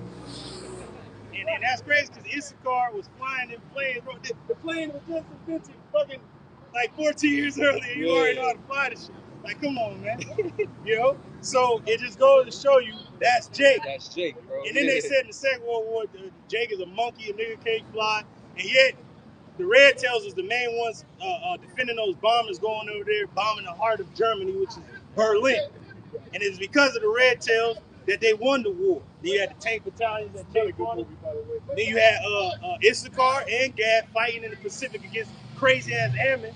They was giving them the business over there. Went top this again to fuck up the Japanese from encrypting the codes and shit. So it just goes to show you Jake won the First World War and the Second. So you goddamn devils. And we was hated and segregated in different units and shit like that. To this day. Hey, we gonna bring that out. No account of their labors. We gonna bring that out. No account of our labors. And yeah, we going to the music and what we brought forth in culture, but how much more the wars that we fought for you goddamn demons, man. And y'all gonna come tell us like, who the fuck y'all? Well, fuck you. In this third world war, you're on your own, man. You got it. You go, collect your own water. Collect your own cans, pay your own bills. Get out of here, man. We ain't gonna do it for you. That's why a lot of Jake don't want to go fight, right? And I ain't mad at him. But now you gotta bring forth a draft. The Lord has a plan to kill these YNs off, the YBs, where the hell else is gonna get sent over there. Go ahead, Continuing in verse 16 in Isaiah 10, it says, "Therefore shall the Lord of hosts, send among his fat ones leanness, and under his glory he shall kindle a burning like the burning of a fire. And the light of Israel shall be for a fire, and his Holy One for a flame." Now, in the midst of the world wars, Jake was in those wars. That was hell, got shell shot, got 1,000 yards just through. Jake came back all in one piece, like damn. You know, and that's funny you say that, bro, because all the images and the books and the documentaries that they show you of these before and after pictures of World War I, it's all Edomites. All fucking. All fucking. At least the blood dogs, I ain't never seen those. Now, I haven't. You really didn't see it because you gotta remember, you think they were just in the trenches just night after night, day after day. No, they had different units. They'd be out there for maybe about a week, and then they would put a new unit in there, and they would tell them to go to the front. And guess what the dudes was doing? They would go to, a lot of them went to brothels, and they was just chilling, drinking fucked up whiskey and smoke. That's all these niggas were doing. Whiskey, eating when they could eat, sleeping when they could sleep, and getting down with the lady folk, right? And you already know what Jake was doing. You seen the little French, little women. You already know. Then on the other side, on the eastern front, you got the Germans and the Prussians. Germans over there, Russians, right? The Ukrainians, right? The Ukrainians. They'll get with Jake in the units. They be just fucking the Germans up. And it shall burn and devour his thorns and his briars in one day, and shall consume the glory of his forest. There's a lot of people gonna get cut down. With all this that's happening, a lot of Jake is still gonna meet their end. Chop him down, Red. It says, "And of his fruit fulfilled, both soul and body. And they shall be as when a standard bearer fainted. And the rest of the trees of his forest shall be few." Now, this is talking about this time now. How much more World War I niggas was cut down? The first apostle broke it down. Because it tells you in Revelation, it says 5 months, right? Now, really, it was 5 years because the signing of the first side wasn't until 1919. Now, the official fighting stopped November 11th at the 11th hour, in the 11th day, the 11th month, 1918. Wow. But it wasn't signed until 1919. Pretty much just everything is over. Tell niggas in the skies at the land, tell the boats start shooting. Like, everybody had to know, it's over. It's done. It's over. Pretty much 1990. So it was 5 years. Really 4 years going into 5. But representing the first 5 months of that war, represented what the war was going to be the rest of the time. Right? Niggas was cut down in the first few months with machine gun fire, mortar fire, no man's land, bombs, gas, fucking U-boats sinking ships, niggas is drowning, planes falling from the sky hitting the nigga, right? But when the planes first was introduced into the war, they were just a reconnaissance vehicle, just like the scouts on horses. In the Eastern Front in Russia, they still was on horseback, scouting out the enemy, seeing where they was at. They had the dudes with the schematics looking like, all right, writing it down, they over there, all right, cool. But then they had those planes fly. And they were just using them as reconnaissance planes to fly back and tell them, yeah, we got about 200,000 men, about 20,000 clicks east, they over there. They stationed over there, so send some troops over there. Then we went this way. We got 5,000 over there on that line, close to the coast. You go get them over there. All right, cool. Then they start putting weapons on. And that's how you know Revelation 9 is talking about the planes. That's how you know, because at first they wasn't using them for like fucking dogfighters and war planes. They was using them as reconnaissance scouting planes. It even mentions that, I believe, that 5 months. 5 months representing 5 years. And then really the first 5 months of the war represented what the 5 years was going to be. So it all makes sense. And when you look at the actual, how long it lasted, it was 5 years. Right out here, the Treaty of Versailles, right? Versailles. Yeah, that was signed in 1919. Yeah. Right out. And the rest of the trees of his forest shall be few, that a child may write them. Dang. So the child, he going, how many left? This many. Yeah. Everybody going, man. Damn. Verse 20, and the headline in my Bible says, a remnant shall be saved. Going into the elect. Because a lot of our people are going to be cut down even in the midst of all of this. But a remnant is going to be saved. That's it. It is. Isaiah 10 verse 20, it says, and it shall come to pass in that day that the remnant of Israel and such as are escaped of the house of Jacob. Just like the men in the Great War, they escaped. Right? And they seen hell. War is hell. War is the grave. There's nothing protecting us between us and the Almighty. That's it. It was hell, bro. Trench warfare, trench foot, nigga getting sniped in the night. You had trench raiders and shit, nigga. You know, they had German trenches, my nigga. They had that knife with the fucking brass knuckles on the motherfucker, punching the nigga out in the night. You couldn't even really sleep yet. Yeah, stay on your ready. Then you had diggers digging under. They call them clay kickers, tunnelers and shit. They tunneling under your lines and shit while you sleep. Yeah, while niggas are sleeping, they tunneling under your ass in the thick of the night. And they just pop out on your ass. Oh shit! For real. And then you was in close quarters, so you didn't have no bayonet. You couldn't fucking move you needed a shovel or a goddamn knife, stick a motherfucker. Oh shit, he dead. Cause I killed and crushed this motherfucker, but we was already under the ground. I just left the nigga right there and kept digging. Gritty, yeah, bro. God damn. Nigga lost his jaw and shit like your boy Darth Malik and shit. Damn, it was hell, bro. Crazy. Horses getting shot to nothing. Horses jumping over fucking barbed wire. Niggas like, I'm touching 1917, bro. And he's like, you go that way? He's like, hey, get this man he's like, we don't have a flare. Hey, young chap, get this man a flare. He's like, but if you don't need it, mind throwing it back, chap. I'm gonna have to need that, mate. Oh. And then he said, go down to the line. He said, you gotta cross no man's land. He said, you go out there. He said, don't be surprised at the craters. They're deeper than you know.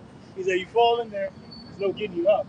So he said, go around the crater. He said, you see the German lines? Put your head down. We ain't gonna be able to go out there and get you until nightfall. That's it. He told you pretty much you on your own. And that's another must watch movie. Yeah, must watch.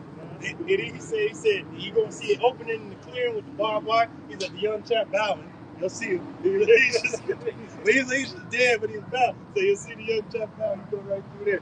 So they just go to show you they was using dead niggas as staging areas and If shit. I'm not mistaken, was that the movie that was shot in one take? Like the camera just following the whole time? 1970, yeah, with no cuts.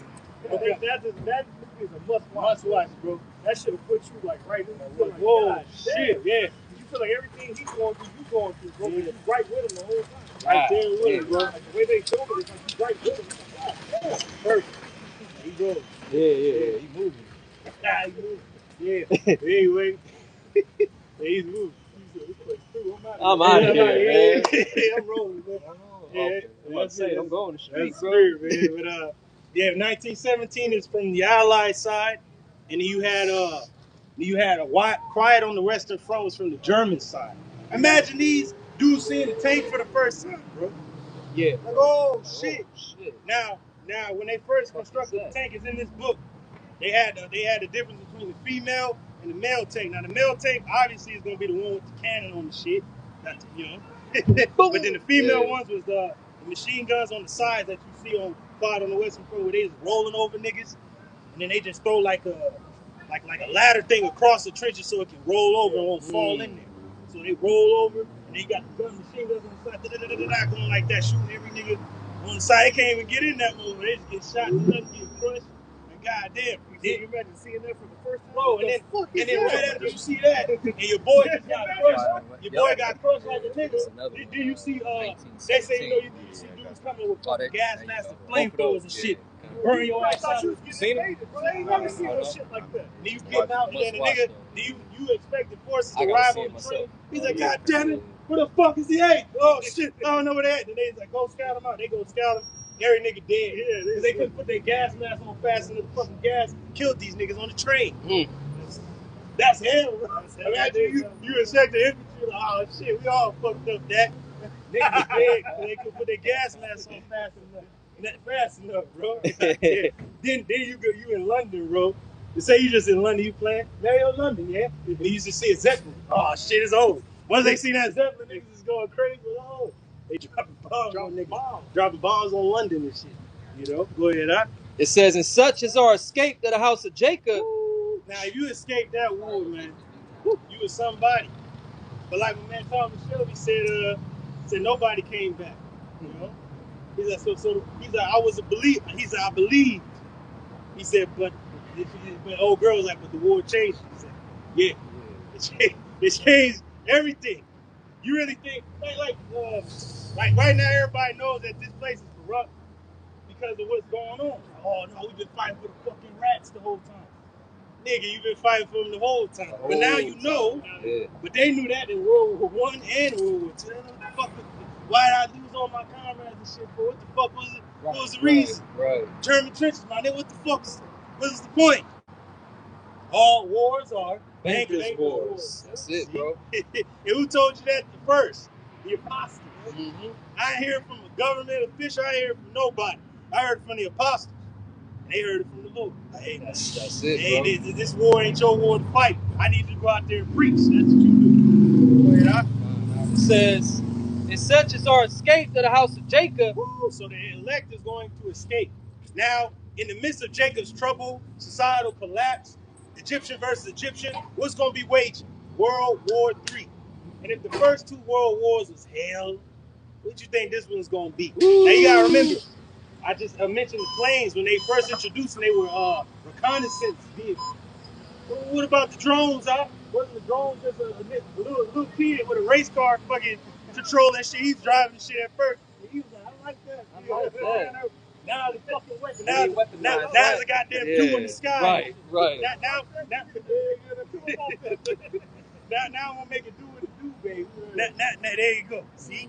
Planes wasn't fighter planes at first. Then they became fighter planes as the war progressed.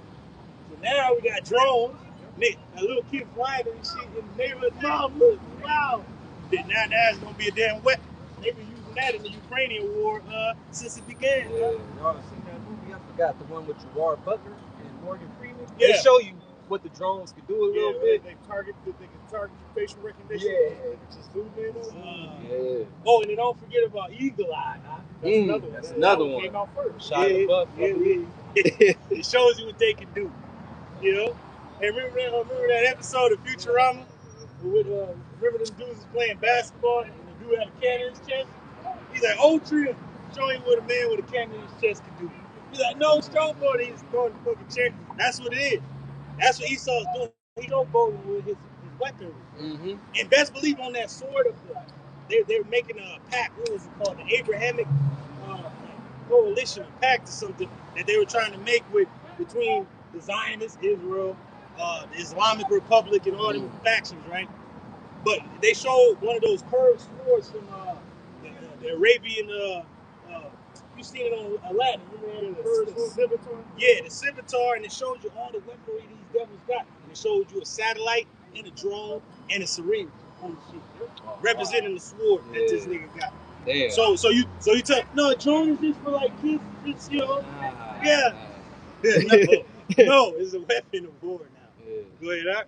And such as are escaped of the house of Jacob shall no more again stay upon him that smote them. So we no longer gonna trust in this nigga, his government, his lies.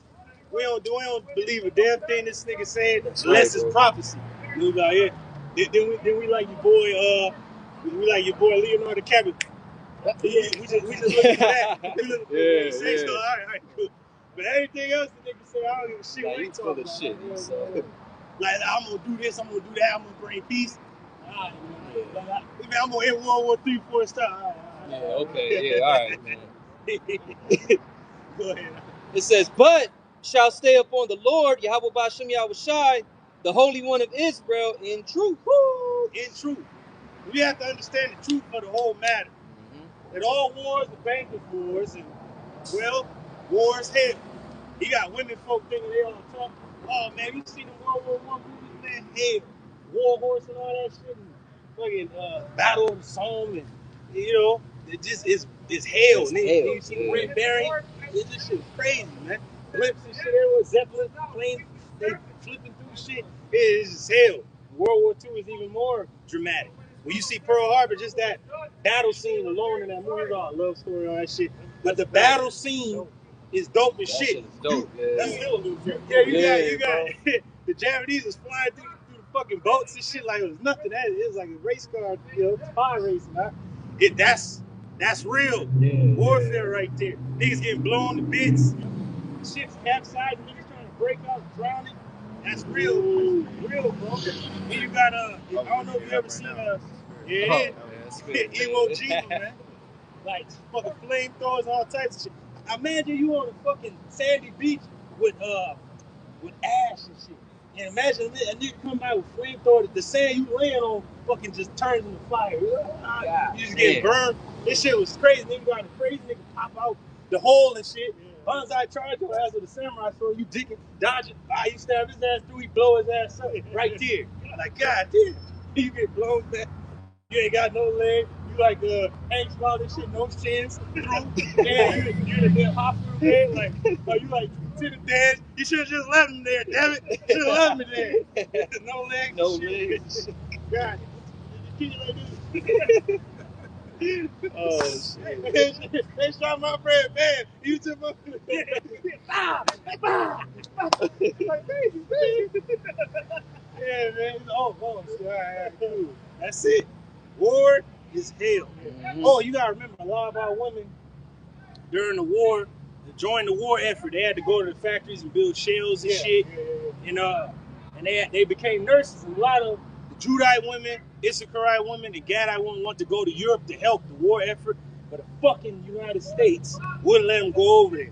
They only let, the Edomite women go over there. Like Red Cross, right? They wouldn't let our women go over there, but that's what Jake, in our neighborhoods, was sending a lot of our money, because Jake was in the rural South. A lot of Issachar was still in Mexico and certain parts west and southwest. And you had Gad on their different reservations. But they were sending their money to the war effort, and almost like $2 to $3 to $4 million in that time frame of money would be a whole lot now that they sent to the war effort to help the boys. were wearing what color they was wearing, brown. But to help the men that was over there fighting the tribes, right? And we won the war for these goddamn demons. And we was well loved among the European powers, bro. Even the Germans, pilots and shit respected Jake when they were there shooting them down and shit. Like, I mean, you the Red Bear, everybody talking about shit. You already know. But it is what it is. Good, huh? Verse 21, it says, the remnant shall return, even the remnant of Jacob, unto the mighty power. That's it. Now, we're going to jump into World War I a little bit. And brothers hold that the Third World War coming quickly. One war is past, two more wars come here after. Read that again. And we're going to jump in. You want that brother to hold Revelation 9? Yeah, Revelation 9. He still got the death toll too. Oh, yeah, come on. We're going to get that. That's for World War II. Come on.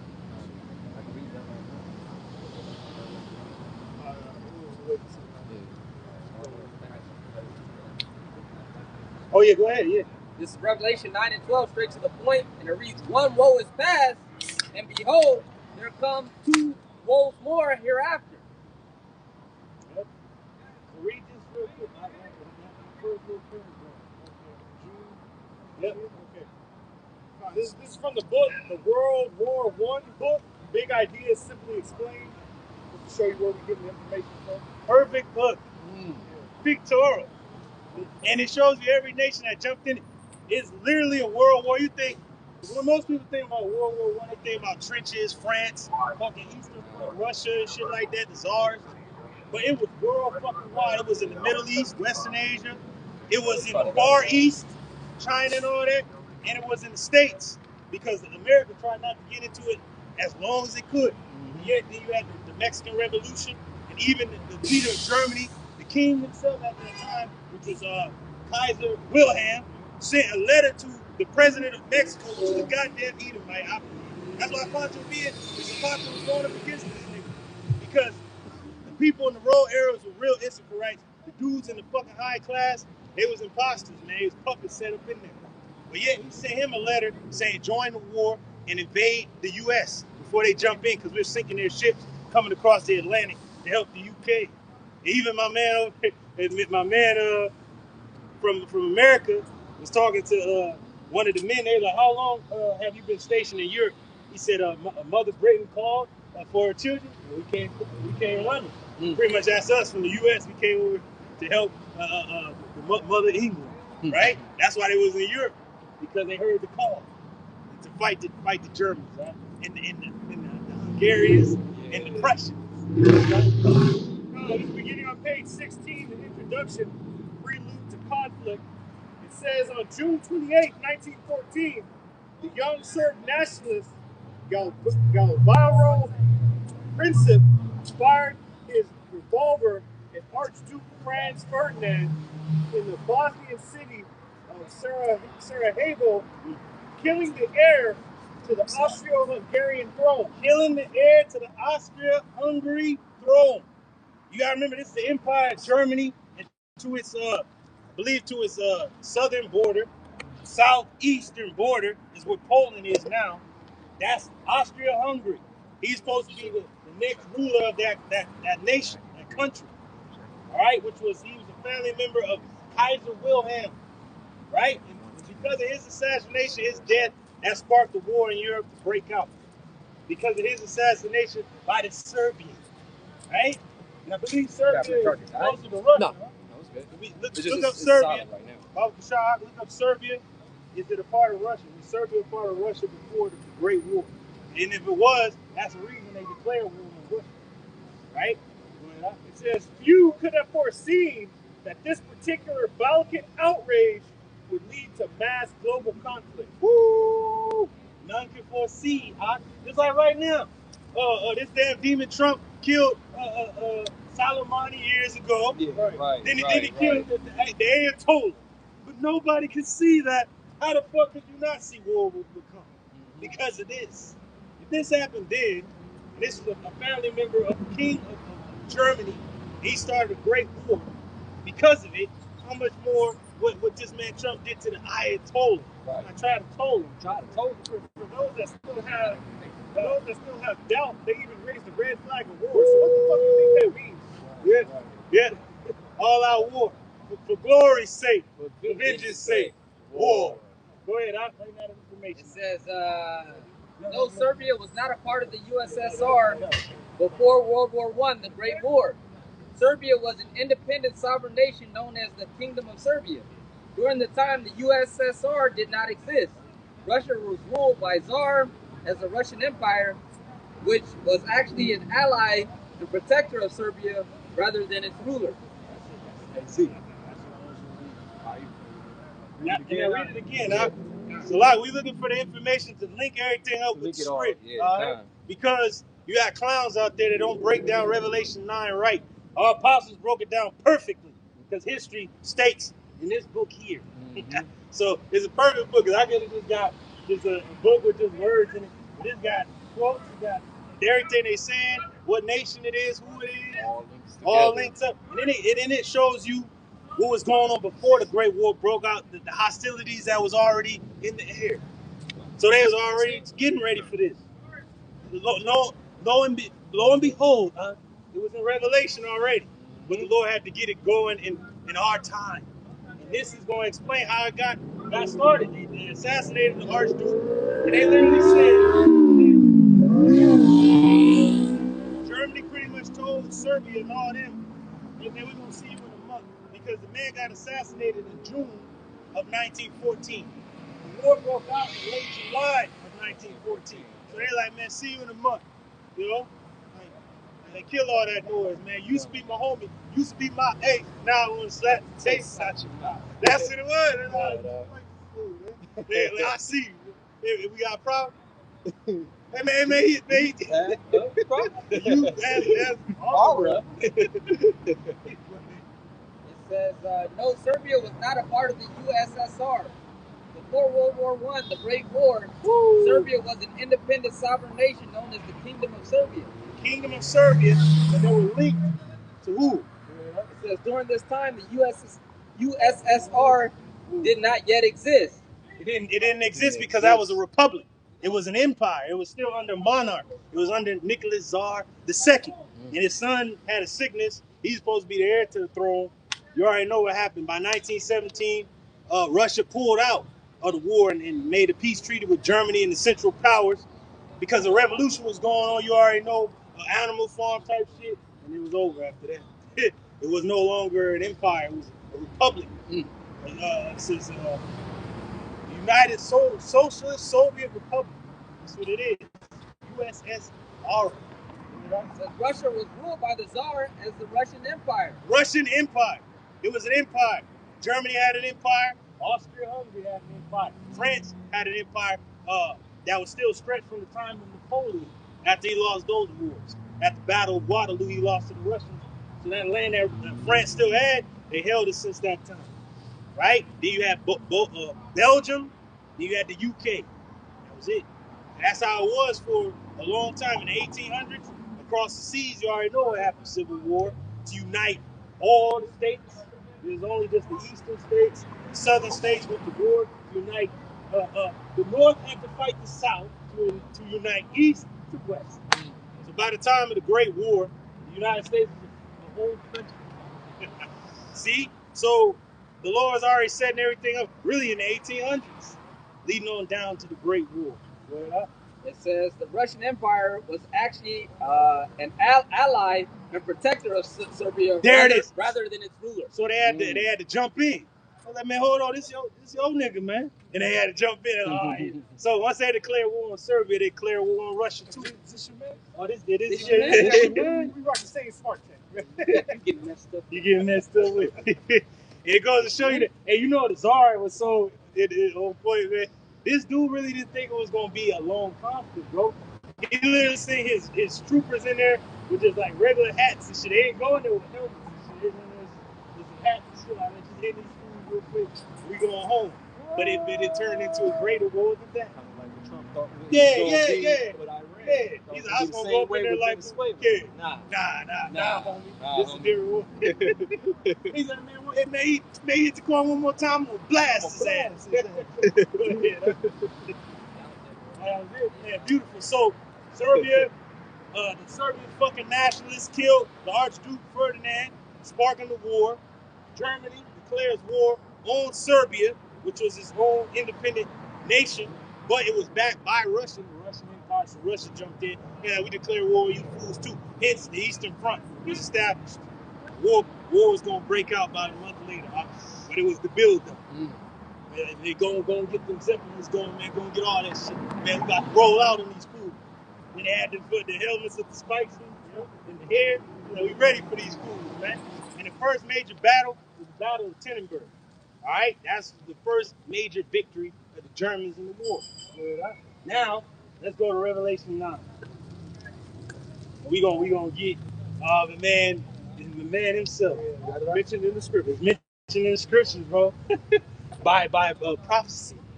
Man, Coswell, man. He in there, man. Just like the Assyrian kings was chosen, right? Oh, can you get that real quick? The heart of the king? Yeah, kind of. Real quick. This man was moved by the Spirit. Yep. Of the Almighty. Got it right there, you got it. Yeah. This is Proverbs 21:1. Actually, jump down to 11 and then jump back up. Hey, the headline reads, Tuvok, the Lord controls wise and foolish people. Woo! That's it. The Lord controls all. Captain Cesaria, Captain Crunch, man. Yeah, bro. Yeah, man, cereal cuts the roof of your mouth. Man, it's lies. It's all lies. Go ahead, huh? Captain Crunch, we gonna break it down to you. That our power controls everything. That's it, and the bro. apostles have the perfect breakdown. Man, it's on point, bro. The more you go into it, it's just layer upon layer. There's more things, bro. Go ahead, huh? Beautiful. This is Proverbs 21:1. We under the right teaching. That's it, bro. That's it. It said the king's heart is in the hand of the Lord Yahweh Ba'ashem Yahushai. The Lord moved on the leaders of Europe at the time, especially on the leader of Germany, the king at the time. Germany still had a king. It had no prime minister or a chancellor. It had a king. Kaiser Wilhelm was the king of Germany at this time. The Lord moved on this man to do what he did. Now, even before there was hostilities, but then after the death of the Archduke, he's like, oh, man, all right, man. It's on now. Go ahead, all right? It says the king's heart is in the hand of the Lord Yahweh Ba'ashem Yahushai. And guess what? The first general to get honors in the Great War was a man known as Hindenburg. Does that spark anybody's mind? The Hindenburg. You don't even know what that is? Does any brother know what the Hindenburg is? It's one of those blimps, the Zeppelin. Hindenburg. Remember that shit crashed in like the 30s or something like that. So they kind of discontinued it. But they did use it in World War I before planes. But then they introduced planes after that. Hindenburg. Remember this man's name because he was Zeppelin. He'll use that for the war, man. Go ahead, huh? It says, as the rivers of water. It says, he turneth it whithersoever he will. So they might have been like, man, it's all right, man. We'll let bygones become, man, fuck that. Like, the Lord got on his mind, like, fuck that. Kill them. Yeah, kill all of them, right? That's scripture say, for who have resisted his will? Yeah. Nobody. You got to do it, man. You got to go. That was it. Yeah. This Revelation 9 and 11 and it reads, and they had a king over them. Whoa! And they had a king. See, this is at the end of all the verses that we're going to read. Brother reading verse 11, right? So 9 and 11. And then we're going to jump back up to 1. It said they had a king over them. Who? The Germans. And there was none but empires throughout Europe at the time. There was no damn states and all that bullshit. And fucking prime ministers and presidents and shit. It was kings. Monarchs, right? They had a king over them. Who is this king? I'll read his full name. You got it. Who was the king over them? Kaiser Wilhelm. Right. The second. Kaiser Wilhelm the second. Right? You want to read a little bit of information on him? I'll let him read who it is first. Yeah. And then I'll read his time. So we gonna let the brother read. So they had a king over them. Right? Go ahead up. Which is the angel of the bottomless pit. Now, angel is what? Anything is like dude floating down? No. An angel could be an angelic one. Right? Or it could be a messenger. But really, that's what angel means. Messenger. We're angels. The prophets were angels. Our forefathers, angels. Right? Malach is just a messenger. Don't forget, the Lord sent evil angels among the Egyptians. So that the angels could be evil too. It bring bad times, right? So the angel of death was Yahushua in Egypt to kill the firstborn. So this man here is an angel, right? He was a messenger to let the world know, oh, y'all fucked up, man. Fucked up, man. So he was the one to usher in the first woe, right? Wasn't the angel sounding. That's him, the messenger, right? Go ahead, huh? Message. It says whose name in the Hebrew tongue is Abaddon. Abaddon. Now you go into the Hebrew, Abad, not Ibad. Ibad means servant. Abad means destruction or destroy. Abaddon makes it plural, which is destroyer. So he's a destroyer. Now, who is he going to bring to Europe and the world at large? Destruction. War. Go ahead. I've never seen such things. Hey, what did my man, What your boy, Stack say? I seen men die in ways I never thought imagined or something like that. Yeah, couldn't even imagine. Damn.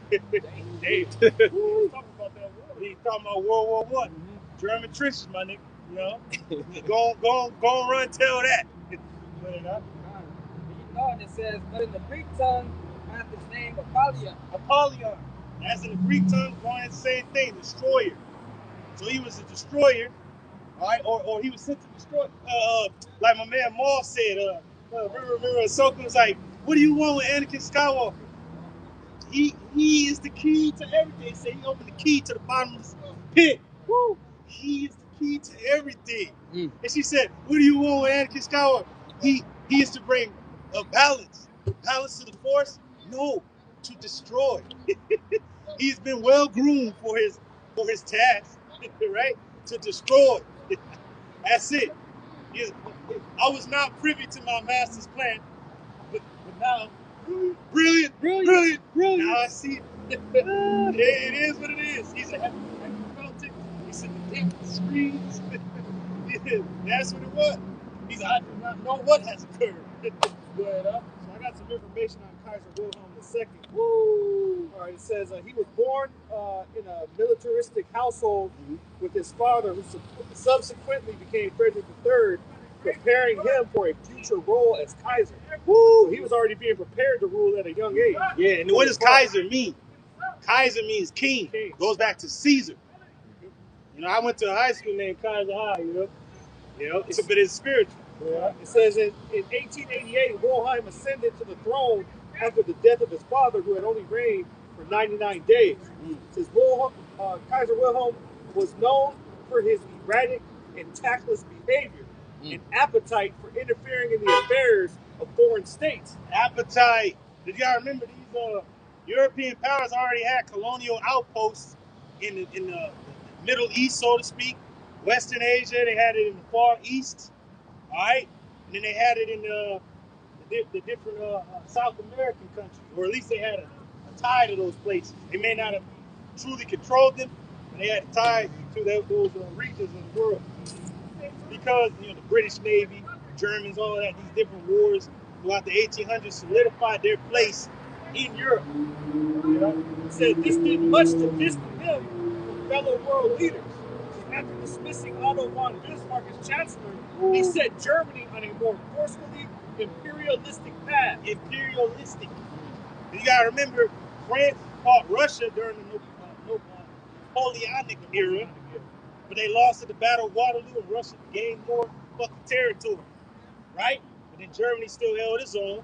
France, they held their own. And then he's like, all right, don't fuck with our affairs. We gonna do our own thing. But then they start moving.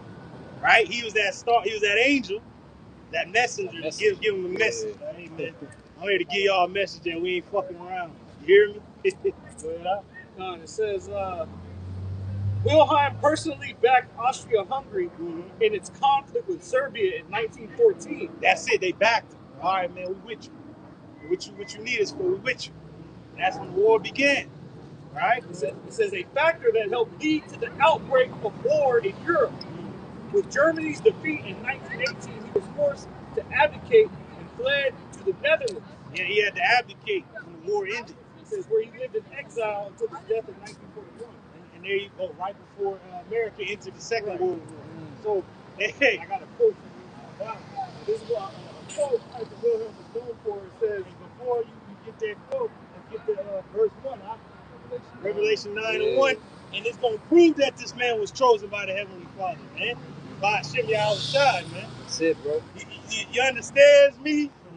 When you break it down, man, it's a beautiful thing. Like, the scriptures are so beautiful, and then we use these other books to just back up the point, but then we already been saying this. But niggas ain't, but niggas ain't listen, they ain't understanding. So we gonna go into what you can understand. And if you still don't understand, well, I don't know what to say to you. Revelation 9:1, and it reads, "And the fifth angel sounded, and I saw a star fall from heaven unto the earth." A star fell from heaven unto the earth. Now the stars represent people a lot of times. Remember it said the third, the third part of the stars? Yeah. Southern Kingdom. That was the three tribes of the Southern Kingdom that the Romans pulled down with their tail. At the tail end of them becoming an empire, because they were a republic for a long time, and they never really went head up with Israel, with Jerusalem, because they already heard what they did to the Greeks during Antiochus and all them guys. So the Roman Republic was just doing their own thing. They was just invading other shit. They went to war with Hannibal, defeated him. Carthage was taken into their ranks. And they was just defeating everybody else. And when we had a pact with Rome, they were still Japhetic at the time we made a pact with them. By the time Esau came around, we wasn't really fucking with Rome like that. But then Rome sent who in there to subjugate us? Sent that damn demon Antipater, the Edomite, the father of Herod the Great. Put this dude on the throne to reign over us. So that's why there was such a controversy. That's why there was such a controversy when Yahushua was born. Because the man sitting on the throne was not a Jew. He was not an Israelite. He was a fucking goddamn Edomite, man. Probably Amalek. Terror. Yeah. Because this damn demon married into all women and shit. Acting like he was us. You know? Like Obama and shit. Yeah. Come on, man. And Jake is simple. Yeah, Jake is simple as hell. Jake is simple as hell. And then Jake was subjugated, and they like, well, we can't defeat these people, so we gotta adhere to these clowns. Yeah. Reading on the latter part of Revelation 9:1, and it reads, "And to him was given the key of the bottomless pit." He is the key to everything. A star, right? It says star fell, right? Star fell. Yeah. Now it goes into that rulership. Germany was power. Star fell. And it said that he had the keys to the bottomless pit. What is the bottomless pit? Europe. Because it has no mineral resources. Lack of resources. Everything shipped in there. Why do you think they have colonies in Africa and East Asia and all that? And Southeast Asia? Because they had to bring goods in to those countries. You know, they produce shit, but not the things they need to really run like they run. They don't produce iron ore and the ivory and all that, and the fusion and all that shit. They need that from other lands to produce what they produce. Now, if you can get it in the Apocrypha where it says the Lord's favorite river and bird and all that, to prove that a pit is a land. Yeah. Right? The bottomless pit is Europe. And we can get that point. Prove that.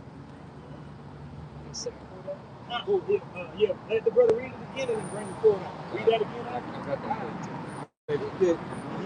This is Revelation 9:1 again from the top, and it reads, "And the fifth angel sounded, and I saw a star fall from heaven into the earth." That was Germany getting wind of something. Like, hold on, what the fuck going on, yo? Didn't it say that he had ambition? Since he was young, he already had the ambition. He was raised by his mother. And all the other powers was like, oh, man, fuck this dude, man. He on one. That's that star falling. Because when you see a star fall, that's like a marvelous thing. Whoa, right. Woo, the world is watching. The world was watching at that time. Failed. All right. And then what really sparked it was the assassination. That was like the last straw. Last straw. Right there, yeah.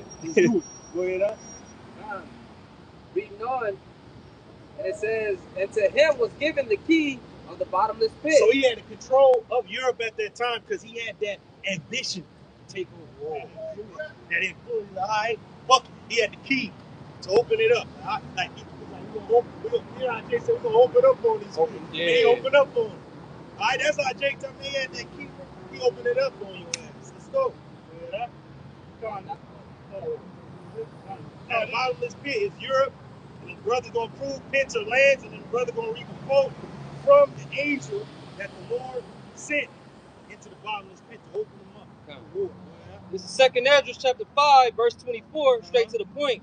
It says, and of all lands of the whole world, thou hast chosen thee one pit. So all the lands of the world, the Lord has chosen unto him one land that he loved, Israel. And that was a fertile crescent from the river of Egypt, which is the Nile, to the great river Euphrates. That's what he promised unto Abraham, our forefather, at the time he was Abram. That's it. The Hebrew, right? That was chosen by the Almighty to inherit this land, the best land, I might add, to give unto him and his posterity after, which is us. Yeah, that's his it, seed, bro.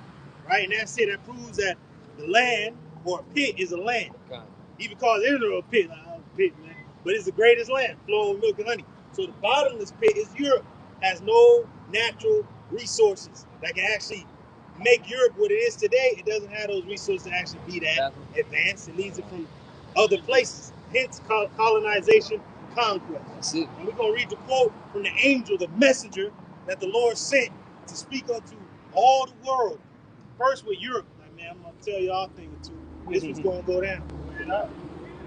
This is the quote from Kaiser Wilhelm that says, listen close and read it loud. I look on myself as an instrument of the Almighty. Woo! That's spirit, bro. Come on. Can you not tell me if this man was not touched by the hand of God? Bro. He says, and go on my way regardless of transient opinions and views. He didn't give a shit what nobody was talking about. He was in the spirit. Hey, I got a quick free. Go ahead. But that is read it again. This is a quote from Kaiser Wilhelm II. I look on myself as an instrument of the Almighty. Woo! And go on my way regardless of transient opinions and views. Quick free.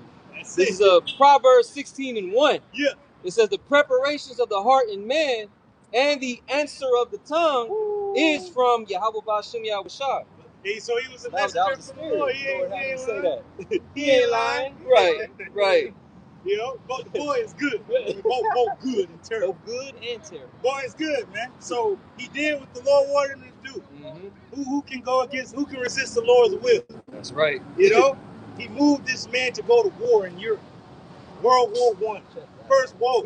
How about that? That's the first quote in the book. I didn't know you said that, bro. God I was dang. surprised. I was Like, hold on. This going to get him right here. But that further proves that the apostles have been on point. Really highlight who he was decades ago. Right. This book was even printed. The apostles pointed out who that was, who that destroyer was. Mm-hmm. And then here it is. We get an actual quote from him saying he was chosen by the Almighty for that purpose. Most people probably don't even know he said that. Right. I didn't know. Damn, Damn, hey, but the scriptures knew, he's a star, and he's that angel. He got a message. That message. Yeah, messenger, bro. But who was he representing? He was a destroyer. Mm-hmm. And what did he bring to the world? World war. Hey, just like Barbara Marx Hubbard, who said, "We are the pale horse." Mm-hmm. You know, they understand their role in this conflict. These Edomites know, especially those in the higher, they know who they are, what their purpose is. That's it, bro. We're gonna keep reading that Revelation. I left. Yeah, you want me to continue, or did you want to read it? So we're going to continue back in Revelation 9. He was at verse 2. Yeah. This is Revelation 9, beginning at verse 2. It says, and he opened the bottomless pit. He opened up here right now. And there arose a smoke out of the pit. That was the war. That started in 1914. July 28th. The assassination of the Archduke was June. The war broke out late July. July 28th. By August 1st, all major European powers were at war with one another. Right? As the smoke of a great furnace. Woo! As the smoke in a great furnace. Now, let me go to page 20, bro. I'm going to go to page 20. Now, read that part about the smoke again. This is Revelation chapter 9, verse 2. And he opened the bottomless pit, and there arose a smoke out of the pit as the smoke of a great furnace. A great furnace, that's great. The Great War. They call it the Great War, right? And this is what Germany said. It says the rise of Germany, 1871 to 1914. And it says, we demand a place for ourselves in the sun. So that's it. And the stars on the sun. Star. So Germany demanded this. I mean, we demand our place in the sun. And it started, he started that war in Europe. That's the spirit, bro. 'Cause I was reading up on Oh, God. This book, I was like, damn, this book got some shit in it, man. Because Spirit guided me to yeah, That's God. spirit, bro. It says, after war was declared, wait, actually, let me get it. I'll begin at the top of this paragraph. It says, this is going back into Kaiser Wilhelm. It says, in hindsight, Germany's overseas empire was a resounding failure. Its colonies were a drain on economic resources and had no strategic advantage. Because after war was declared, they became a military liability, and aside from German East Africa, were captured by the Allies. It says Kaiser Wilhelm's dream of a place in the sun proved a costly mirage. Man, place in the sun. Wow. But hey, because Teeman, yep, it goes into Teeman being the wisest of Esau, but they weren't going to take the top seat. It was always going to be Babylon. Right. It was always going to be the great Babylon. But I go to show you his mindset. He wanted that place. But it's like, nah, you're going to be the It's in catalyst. quotations, That you're that was another quote of his. yeah. Prophecy-wise, Yeah. Babylon. But it said, if you can read that in Jeremiah, but not in 49, get Jeremiah 15, 45. Yeah. Because it's going to literally name Germany again, Teeman. Yeah. That is going to make their places desolate with them. The Germans created those bombs, those rockets. First jet, the Red Tails went up against the first jets and shot one of them down. That was Jake fighting with the Germans, man. They gave him business with fucking World War II playing. Right. Gave him business to a jet. God damn, they was doing all kinds of tricks. they was doing something else, man. And then it goes to show you, and even Saving Private Ryan said the angels on our shoulder. Hey, that's the one in 50. We the one in 49. That's the one that mentions team. Oh, okay. Yeah, we read that one earlier. We read the other one earlier, and it mentioned team. Spirit, yep. I got it. Go ahead. Yeah, you got it. Jeremiah 49:20, and it reads, therefore hear the counsel of the Lord Yahweh Shemel Shai that he have taken against Edom. Against Edom. All Edom. Doesn't matter if you a damn Frenchman, a goddamn Canadian, an American, a Russian, a German. If you're an Edomite, you're an Edomite. Now, there's a lot of our people among them, right? But we're not talking about that. We're talking about you Edomites trying to hide you rats over there in the land. What was that? Oh, the Pink City and all that. You're not our people. You're Edomites. The Lord is talking to you directly that there's a war coming for you. Being on, it says, and his purpose is that he have purpose against the inhabitants of Teman. Yeah, the inhabitants of Teman, the inhabitants of Germany, the Edomites in Germany. The dude Wilhelm was one of those Edomites that was in Germany. That's before Esau got into Germany. Who was ruling Germany? Israel. Jake. Even your boy Charlie Chaplin himself. They were searching for Judah in the southern kingdom in Germany before them fucking rats. They were searching for Judah. They're like, man, you might as well get on out of here, man. They was really going for Judah more than the rats. Oh, and when your boy Charlie Chaplin was in prison, he wrote that book, Mein Kampf. I did K-pop. All right, whatever. Okay. Yeah, okay. All right. Fucking Sailor Moon or some shit. Man. Yeah. Heard that? Yeah, I remember that shit. Sailor Moon. Sailor Moon. That's K-pop. Yeah, K-pop. I've heard the term, I've never Korean fucking pop. Yeah, Korean pop shit. Yeah. Hey, a lot of them probably Jake. Yeah, The way they be singing and dancing, bro. Like, Them this niggas, man. United Korea, baby. yeah. Hey, Korea just won the FIFA game and shit a few days ago this against Chechnya or some I ain't shit. following that So I'm like, it ain't doing this niggas, man. shit. Huh. Niggas that's just in I don't know what the fuck Dukes did anything, man. Then you got the Dodgers and shit, boy Otani. Yeah, that's Jake. That's Jake Hell right damn, there, bro. fucking Duke, man. Go ahead, huh? Reading on the latter part of Jeremiah 49:20, and it reads, surely the least of the flock shall draw them out. Now, going into the future. Now, the Lord used Teman to begin the First World War, introduce fucking new technology into warfare. Then he used them in the Second World War to do the same thing. They introduced new tech by the end of the war, right? With your boy Oppenheimer. But there was another dude. Who was the other guy in Germany that was They was racing against. Yeah, I forgot. If you can look them up. The head side, they was going at it. They was trying to race it to get that nuclear fission. See who the fuck could get there first, and then they dropped it. They was going to drop it on Germany, but the war ended in Germany before the Russians made it to Berlin, before the Allied forces, and they didn't drop a fucking bomb on Germany. Like, fuck, you didn't drop a bomb on these niggas. Then the Japanese surrendered once Germany was out. They like, man, without Germany, we can't really do shit. And then they surrendered, and they fucking still dropped two bombs on these niggas. Nagasaki and Hiroshima. Damn. Yeah.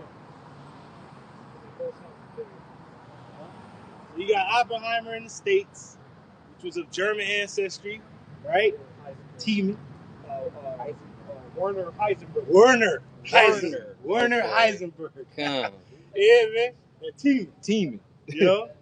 As the Germans, man. So he constructed this new weaponry. Esau got it. Esau over here in the States, teaming among the states, got there first. Oppenheimer, right? And what did this dude say? Quoting the goddamn the Nagita or some shit, Nangita or some shit. He quoted a damn Elamite book of destruction. And he told President Truman this shit. He said, "I become the destroyer of worlds. I become dead. The destroyer of worlds and shit after the end of the great World War II." Yeah, I think that's who Walter White named himself after, that German physicist. Oh, damn. Heisenberg. Yeah. But there you go. So teaming is all up in there, all up in through Breaking Bad, right? Then you have the Third World War. They had to use those Teamanite scientists to create the weapons that we have now, from rockets to drones. Yeah. This is Isaiah 54, verse 16. It reads, "Behold, I have created the smith that bloweth the coals in the fire." Now, smith in the ancient world was hired and manufactured out to manufacture and create weaponry, from shields to swords, spears, helmets, harbingers, the breastplates, the greaves, all types of shit, the footwear, the gear. They had to match the men with these things. And then they had to match the horses and whatever they was gonna send in the battle, fucking war elephants, whatever the hell they was using. Like blacksmiths, iron workers, boiler makers, like we do. Well, we the forges, boiler maker. Yep. The boiler makers, yeah. The forges, man. These are the ancient world smiths. Ancient smiths. That's what they would do for all the wars, all the way up until the Great War. But then once the Great War came, they had to manufacture something different, something for death. Because what they manufacture is weapons of war, death. Because in the First World War, the Great War, they had gas and shit, bro. Yeah, motherfuckers going through the trenches with the gas masks and shit, looking like, what was that game and shit? Fall out, all type of shit in the trenches. They was giving them the business, bro. Go ahead, It says, "I have created the smith." The Lord created these men that to do these things. That bloweth the coals in the fire. When the war broke out, men was just getting shipped out there, and they had to put the women and like the elderly men and the men from the coal mines and all that shit, and the men that dug the tunnels in Europe and all those places, they had to use them to manufacture these shells, bombs, guns, all of that, mortar fire. And then they sent those the men that dug the tunnels over there in Europe for the sewer systems. They sent them over there to the Great War to dig those tunnels. They called them clay kickers.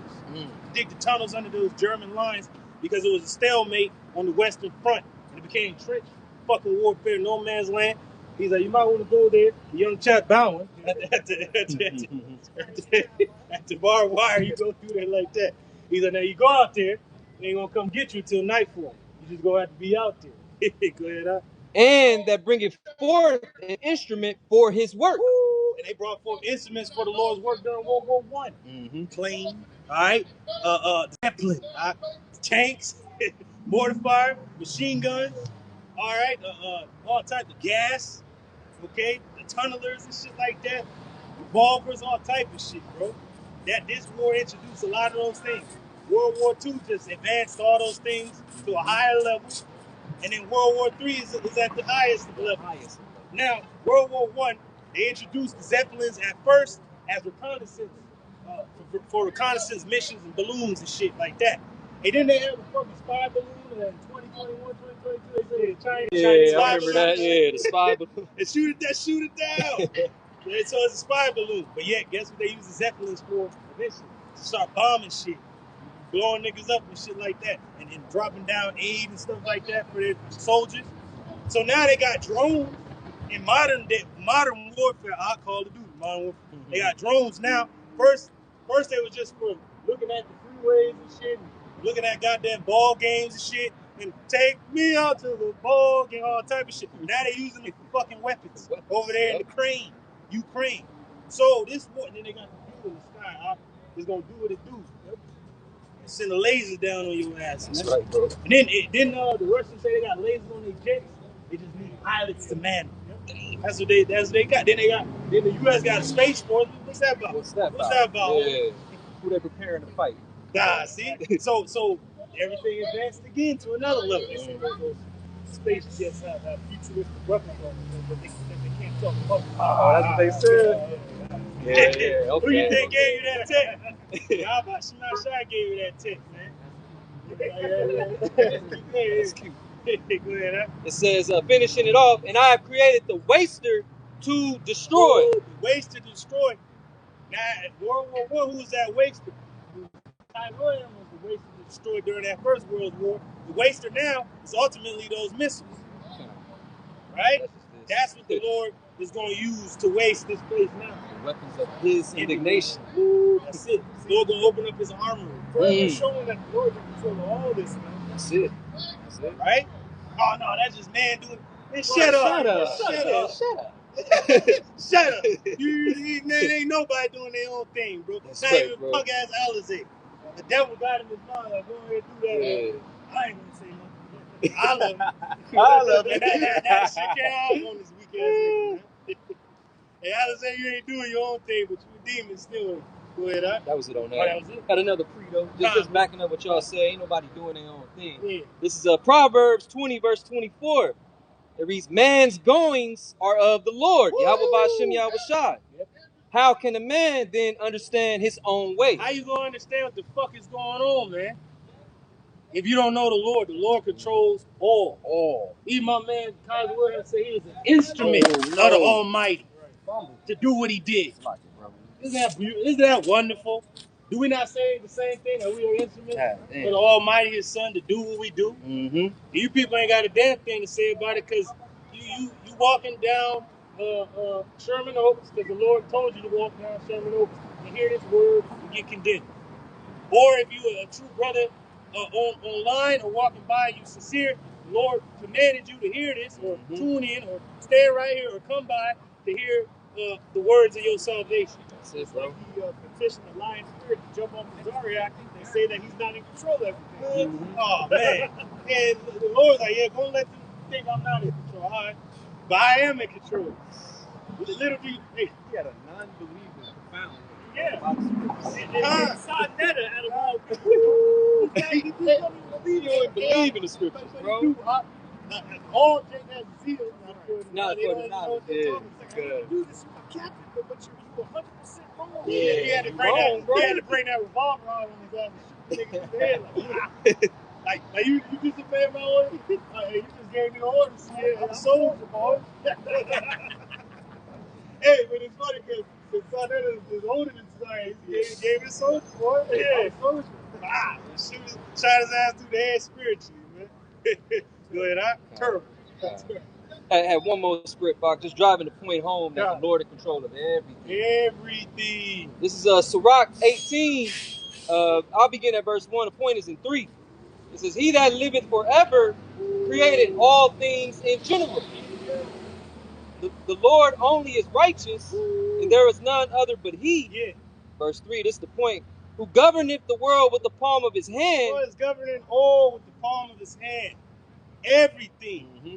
Everything that has occurred to us as his nation, to the heathen, to the wars, everything. The Lord has been behind it all. That's why we went into the Assyrians. Like, this ancient world, the Assyrians been going shit as an empire, but the Lord even told you then, I'm using it. Mm-hmm. And even their leader don't even know that I'm using them as an instrument. That he's in my hand to be wielded. That's right. Right? But your boy Kylie Williams knew that he was instrument to be used. Yeah, the spirit was on him. Yeah, man, he's a messenger of Polyon for you Greeks out there, and Abaddon for you Hebrews out there. Hey, either way you want to slice it, he was a destroyer to destroy. That's it. It says, who governeth the world with the palm of his hand, and all things obey his will. That's it.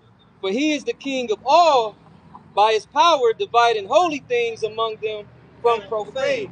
And can you get in the Apocrypha where the Lord was plaguing Egypt? He said he made the fire run on top of the water so they could know that it was a judgment from the Heavenly Father. Why do you think they called it the Great War? They really thought it was the war to end all wars, all type of crazy shit, man. Crazy. Yeah, you got it out. This is Isaiah 42:8, and it reads, I am Yahweh Bashem Yahushai. That is my name. That's his name. And my glory will I not give to another, neither my praise to graven images. Verse 9 is the point. Behold, the former things are to come to pass, and the new things do I declare. The Lord declared new things. Before they spring forth, I tell you. Did he not tell? He told John to write this down over 2,000 years before the Great War broke out, right? And he said it would come from the bottomless pit. Now, if you got some scholarship about yourself, you would know what the bottomless pit is. Who first informed us of it? Our apostles and elders was like, well, hold on. The bottomless pit is Europe. How you know that though? Then the brother beautifully put that the Lord chose him pit, and he loved above all, and that's the land of Israel. That's a pit. But the bottomless pit is what? Europe. And where did the war break out in? Europe. Even the U.S. tried to stay out of it as long as they could, because they seen it as a European conflict. But it was a world conflict over at the time. Yeah. You looking for it? You got No, it. I found it. I'm seeing which one. We're going to go back to that Revelation 9. Is it this one? Yeah. Started 12. Started 12? Okay, that's what I was thinking. This is, what's Hey, real quick, you read that right there. Firepower first one. No. Read this and then read that. From June to July. The difference. This is on page 48 of the World War I book. Now we got the same calendar as 1914. That's it. This year, 2026, right? Going into it, look at the beginning of the year for Babylon, shit started with a smoke. Then the new year really was, we held the Pesach on April the 1st. A fool have said in his heart that there is no power, right? So everything's been escalating since then. They killed the Ayatollah. All that madness broke out down there in Mexico. All type of shit been going on. Peace talks useless. No ceasefire. They attacked Iran. The strait was closed. Shit been going up. And we still in the midst of this year. We only in it's June. Ain't no microchips. It's June. Yeah, there are microchips. Hey, national microchips. It's national microchips. That just shows you the Lord has a sense. Thank you, Nate. Hey, remember on the mask? He's like, Sonny Jim, I don't think I'm gonna be coming home this Christmas. And he died and shit. They gave him the reward. He's like, you love me. You really love me. That's Nate. They was in the class. And the Lord's like, all right, we gonna give you that Oscar, nigga, for that. And we gonna make the same money you said there ain't no chip. We gonna make a national microchip fund for you, my nigga. Thank you. Go ahead. It's on page 48. It says Archduke Franz Ferdinand. Okay, this is under June 28th, 1914. Now this is when I believe he died or got assassinated. Now earlier in the day, I think they had like a car bomb for this dude. And he escaped, but he was still here. The mobbing, right? He was still there, and the motherfucker seen him again. And he's like, I ain't gonna miss twice. Got his ass. And once he did that, it was over. But the Lord, that's how you know the Lord set it up. I didn't even know that, bro. When dude went back, he broke it down. He said they tried to get this dude earlier in the day, missed that assassination. Dude got him again. He said I ain't gonna miss the second time. Boom, got him. First World War declared right there. From this point on, war was gonna break out. Go ahead up. So June 28th, 1914, Archduke Franz Ferdinand of Austria-Hungary is assassinated in Sarajevo, Bosnia, by a member of an extreme Serbian nationalist group. Serbian nationalists. Woo! I best believe you already know what's behind that. It's small hats. Aha! Because every time they said nationalists, that's how you know. If Serbia was already just a sovereign, they was doing their own thing. Like Ukraine, they weren't part of Russia, but they was doing their own thing. Russia's like, hey, man, what you gotta do, man? We good. Fucking nationalist is a nigga that got new ideas. A whole lot of black faces, right? A nigga that got ideas. And then the same thing happened in Russia. Now, Russia was an empire. It was ruled by a monarch. And who got in there to start a revolution? The Bolsheviks. And those was rats. Small hats. Again. And they took down that empire and made it a fucking democratic fucking communist republic and shit like that. There you go. It's the same story playing out every time. And then at the end of the war, even the king of Germany, your boy, he had to step down from being the ruler of Germany. He is exiled. Where did he go? He went to the Netherlands, yeah. Because that was when you look at the war, neutral nations, where they wasn't like at war, but they were kind of like aiding. Right. Like Mexico was kind of like a neutral nation. They could help and jump in, but they was kind of doing their own thing. Same with the U.S. until 1917. It was like a neutral nation, and it was all gray areas, but like red and blue. Yeah, like, basically that'd be like a modern day place with no extradition. Yeah. You could escape and be free. Yeah, so the Netherlands was that place. Because a lot of those ports going into Germany was from the Netherlands, Norway, the Baltics, all that. That was his Mexico. Mm-hmm. Yeah, that was his Mexico. Yeah. So 1 month later, in July 28, 1914, Austria-Hungary refuses the offer of international mediation. Fuck all that. They're like, man, fuck that. Peace, no peace. But what do you want us to do? Die. And there you go, Kaiser Wilhelm, man. He was destroyed. He said, I don't give a fuck what nobody say. I'm gonna do what I do. And that's just it. Go ahead, huh? After declaring war on Serbia, it prepares a punitive expedition to attack the Serbian capital of Belgrade. Belgrade. Well, yeah, because it goes back into Stalingrad and Leningrad. Okay.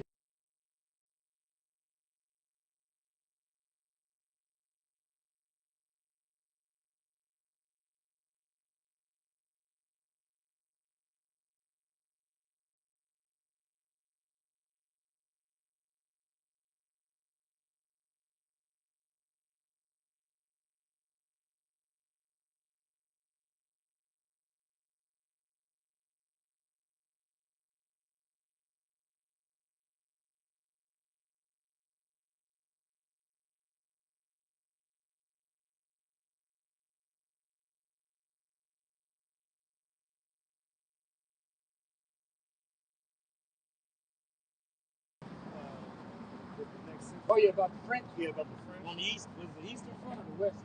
Was the western front? Yeah, on the western front. The eastern borders. Yeah, the eastern borders, western front. Because France faces Germany, and that's their eastern. Yeah, sound is good. Sound is good. So continuing on, it says along France's eastern border, which is the western front, where they started digging trenches, because the mortar fire and machine gun fire was taking out men. 27,000 dead in one day. They ain't never seen nothing like that. What the hell? They just throwing bodies over the hill. Damn. You might want to go down to the young chap bound, go fast there shit. When he said that, I was kind of low-key laughing. The dude was dead, like, look, we all fucking eyes wide. Yeah, that's it. And he said, if you ain't gonna use it, you might want to throw that back. You don't need that, mate. Yeah. I couldn't resist, mate. You might want to throw that back. Go ahead, huh? It says along France's eastern border on August 22nd, 1914, 27,000 French soldiers were killed. The highest fatality figure for a single day's fighting in the entire war. A single day, because they started wising up. Oh, shit. We can't lose this many niggas in one day. And to this day, that still marks it says the bloodiest day in French military history. To this day. Thank you. It says the casualties from these initial battles included many of the finest soldiers in the French army. Their loss would be keenly felt in the battles of Britain. So they lost their best at the beginning fucking of the war, man. Hold down. Hold down. Got chopped down, Rig. Hey, but didn't it say that your boy was gonna be Apollyon, Abaddon, the destroyer? The destroyer. He destroyed their best and brightest right then. Go ahead, up. Stop and go to Revelation 9. Or did you have something else? At Isaiah. Oh, yeah, Isaiah 9. Going into all the battles before. This is confusion and noise. Even World War I was confusion, noise. It's what they call shell shock now, but they didn't know what the fuck it was back then. They was like, the motherfuckers is through this. I don't know, man. They wasn't trying to go back out there. Nah, man. I ain't trying to go back out there. Lieutenant Dan was mad. I was scared. I was scared. That's it, man. What he said? What he said? You were the lieutenant. He's like, is that the best you can do? I'm right here. You and me. So he became just bugged out. Like, he lost his fucking mind. It's marvelous. This is Isaiah chapter 9, verse 5. It reads, for every battle of the warrior is with confused noise. Every war that's been since then, the armor pierced with blood, niggas are stuck through, horses are running past you, getting hit with arrows, you dying, a battle axe going through your chest, like the battle of the Trident, all right, in Game of Thrones, things like that. Confusion and noise, and men dying and screaming, and you hacking the motherfucker, and they're just hacking and hacking. We get it, man. It lasted all day, and hacking. It was just hacking niggas and nothing to pieces until the other army was through or they surrendered. This new wars, niggas is getting cut down by the thousands in one day. Like, goddamn, water fire blowing niggas and nothing. So they had to dig trenches, niggas dying a trench foot, people through. Niggas in the night is coming in there, fucking cutting you down, chopping you up. Or you try to peek your head over the fucking thing, the reflection of the moon, how a bullet go through your shit. Yep. Like, damn. Then you hear rattling, shake, rattle, and roll, the rattling of a plane fucking flying over. What the fuck is that? They dropping shit, the Zeppelin. You see that? Oh, shit. When they seen the Zeppelin, it was over, bro. Damn. Go ahead, huh? It says, for every battle of the warrior is with confused noise and garments rolled in blood. World War I was no different. When they first conventionally started the war, it was like any other battle. Horses, infantrymen, cavalry. Then it became trench warfare, mortar fire, guns, planes, boats, U-boats, fucking submarines, all type of shit. Niggas getting melted by gas. They had to put a gas mask on. Grenades and shit, they throwing it at you. Flash bombs and shit. You all fucked up and disoriented and shit. Oh, shit. You literally rolling with a motherfucker in the mud and shit, trying to kill him, he trying to kill you. A dude running out there with his fucking shovel and going through your ass with a shovel, bro. Damn, man. Or if you down underground digging, you listening for another dude on the other side of the dirt, you hearing like a tapping and the clicking of the different picks and axes and shit. And if they wall break down, oh shit, he coming through with one hand and shit, you gotta cut his shit off and fight him. And you just in a closed place about this big. Just moving with it. Oh shit. You gotta kill his ass before he kill you. Yeah. And then you gotta remain quiet. Like, keep moving so the more won't hear you. Like, damn. It was hell underground, on the ground, in the sky. Yeah. Hell every goddamn place. No escape. Go ahead. It says, but this shall be with burning and fuel of fire. But this, World War III ultimately, is going to be with burning and fuel of fire. The end of the war is going to be a nuclear holocaust. But the elect is going to be saved out of that. That's it, bro. Everybody else is going to meet their end. Especially if you on the shores of America, you will be melted. You will be destroyed. Go ahead, up. That's it. That was it on that. Let's go back to Revelation 9. Yep. Revelation 9 and 3, and it reads, and there came out of the smoke locusts upon the earth. Out of the smoke, locusts. What is that a representation of? The World War I planes. If you look up World War I dogfighters and shit right now, look at it from the side and look at a locust side by side with shit, look just like that. And then when the locusts fly, they was flapping. That's how the planes was fucking sound. You could hear it because there was no engine, like a cover to cover the engine from making the noise. You just hear it rattling. A woman invented that El Dorado Jones or something like that. She invented like the covering of that muffler for the planes but she didn't invent it until 1919. That was after the war was already over. So for the next World War, they had that for the planes, so you can't hear them diving in and shit like that. So, but in the First World War, you can hear the fucking planes flying. It was loud as hell, like, yeah. You see them up in there dog fighting. Like, oh, okay. And when they came crashing down, get out of the way. You're gonna be through. Read it up. Reading on, it says, Out of the smoke came locusts. Now let's get the planes. All right. Read that part. Yeah. Go ahead. It's Revelation 9 and 3, and it reads, and there came out of the smoke locusts upon the earth, and unto them was given power, as the scorpions of the earth have power. Now the scorpions had power in their tails. So they had the gunners at the back of those planes. Read that part again. Right, this is Revelation 9 and 3, the latter part. It reads, and unto them was given power, as the scorpions on the earth have power. Woo. Now the scorpions have power not only in the tails, but in the pinches, the claws. They can grab you, put you in line, and now strike. That's how the dog fighters was. Once they had you in their sights, you had the bullets going from both sides. That gunner could fucking take you out. So there'd be a gun right in the middle or on the side. Or on the sides, but it'd be mainly the one like right in the middle for the pilot himself to get fucking get your ass. And it would be a tail gunner too, because a lot of the First World War planes, the first ones they built only had one cockpit for the pilot. But then as the war progressed, they had two.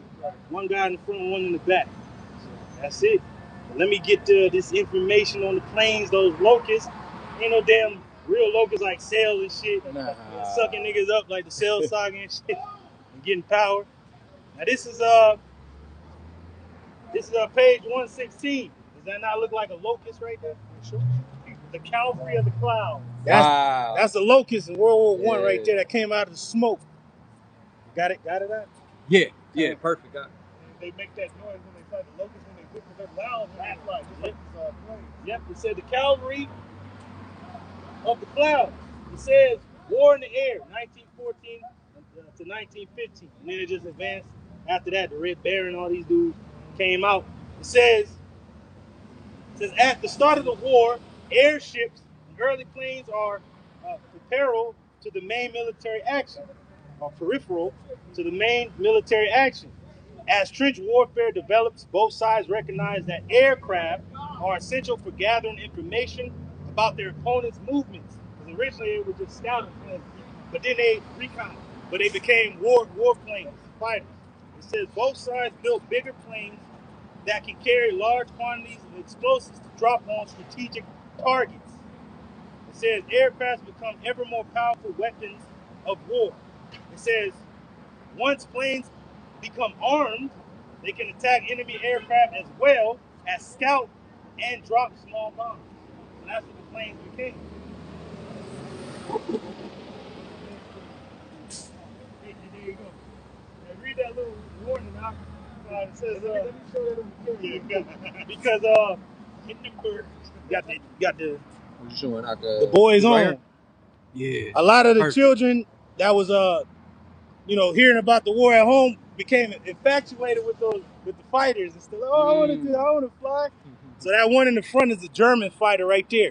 See how it looks like a bird? Yeah, kind. And then you got the Royal Air Force right behind with one gunner in the front and the guy in the back flying.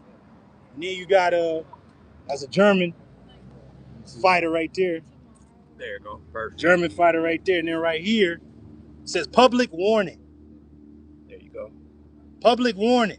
It says the German and British. So they had to let the people know we have airships too, but you got to know what the ones that are ours and the ones that's theirs. When you see theirs, get the fuck out of the way. Yeah. Or you're going to get fucked up. Food. Run your food, yeah. It says German airships and British airships. It said they called them aeroplanes. Not airplanes, aeroplanes. Aerodynamics, right? So it shows you the different fighters. It says the public are advised to familiarize themselves with the appearance of British and German airships and aeroplanes so that they may not be alarmed by British aircraft and may take shelter if German aircraft appear. Should hostile aircraft be seen, take shelter immediately in the nearest available house, preferably in the basement, and remain there until the aircraft have left the vicinity. Do not stand about in crowds. Do not touch unexploded bombs.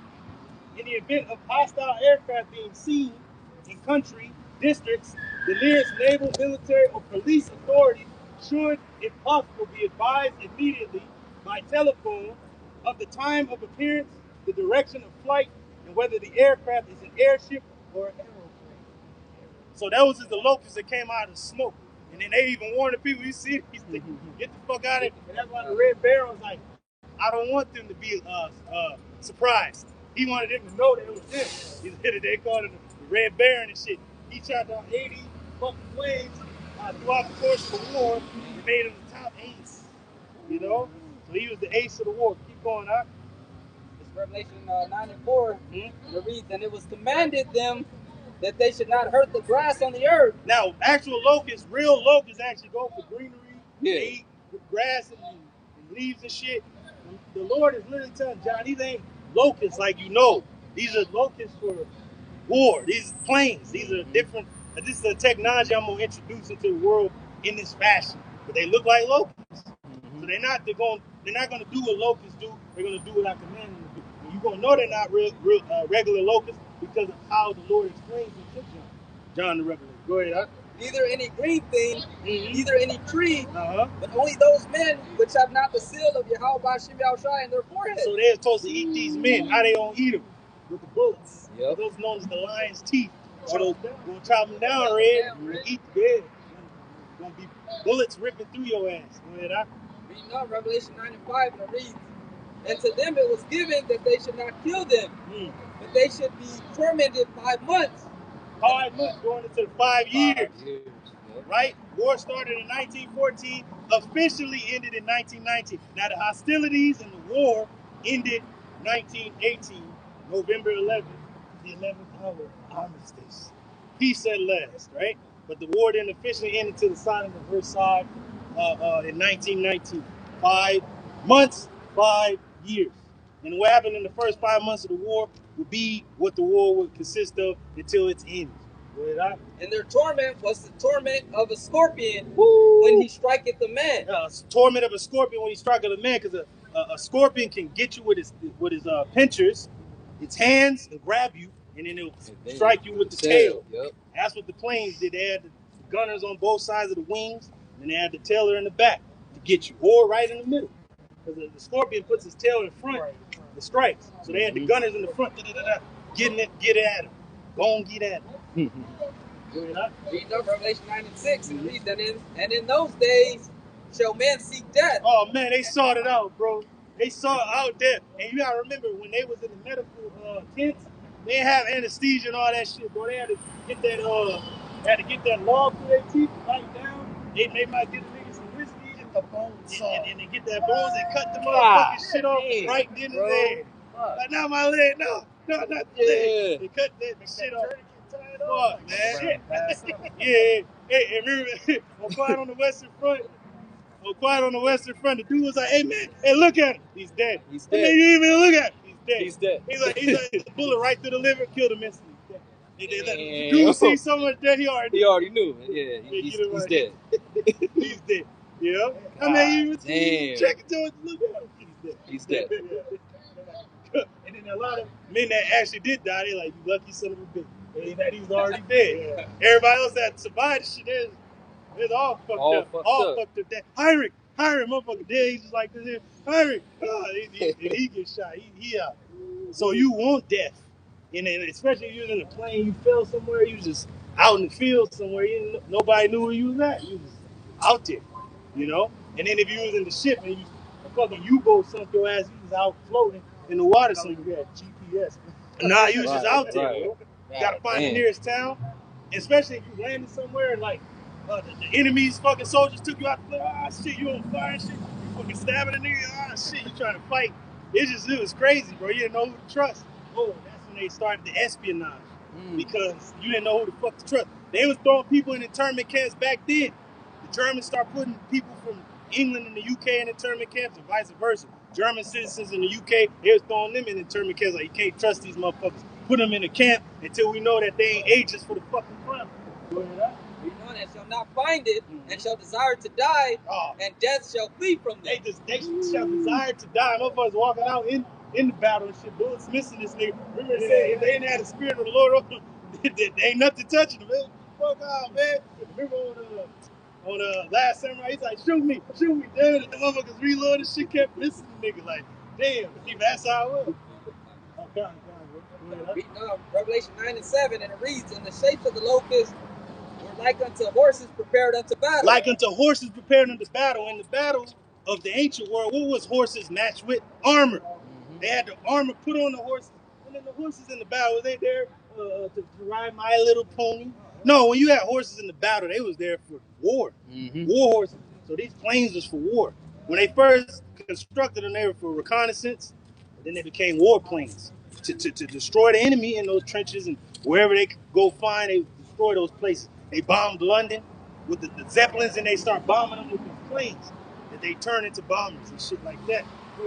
And on their heads were and on their heads were as it were crowns like gold. Crowns like gold, those helmets. Those helmets. Those brass helmets with fucking spikes that the Germans had. The French had them too, but they were blue. The British and the Allies, they had them, but they were like golden and silver. Like piccolo, yep. Yeah. They had those helmets, looked like they were crowns. The helmets of war that they was wearing in the battle. You know that? And their faces were the faces of men. Faces of men, because you can see the pilots flying. They were flying so low you can see their faces. Right? Because they had to fly low for reconnaissance missions. Good up. Verse 8.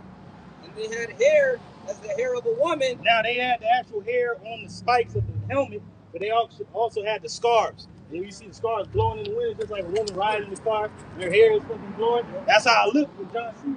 It looked like a woman's hair. And the scarves and the hair from the helmets flying when they was in the plane. And shit like that. And their teeth were as the teeth of lions. And their teeth, the bullets on these planes was as the teeth of lions. So the teeth of a lion gonna devour your ass.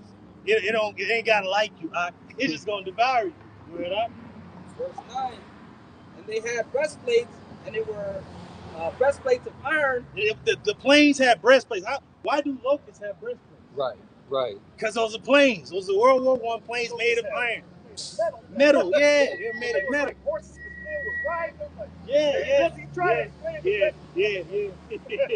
God. Go ahead, huh? And the sound of their wings was as the sound of chariots of many horses running to battle.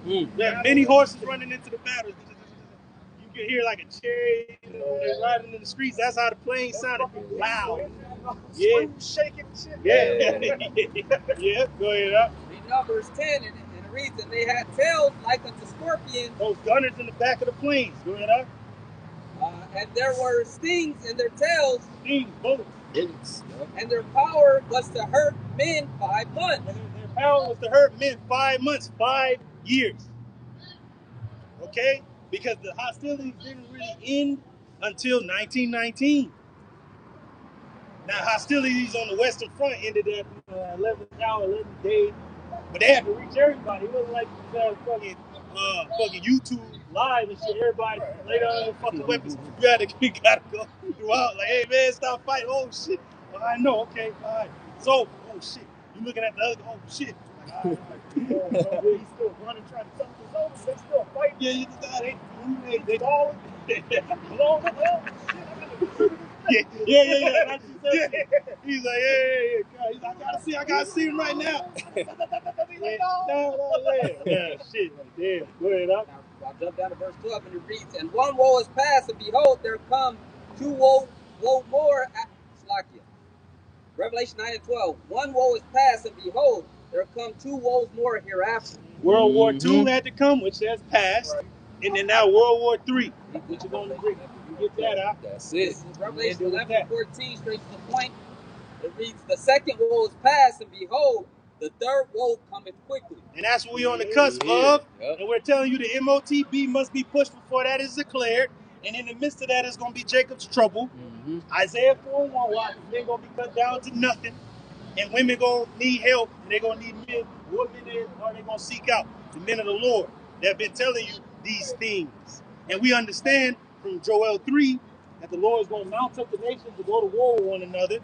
And through this war, the Lord is going to deliver Israel from captivity. That's it. It all makes sense. And we're going to go more into this next time.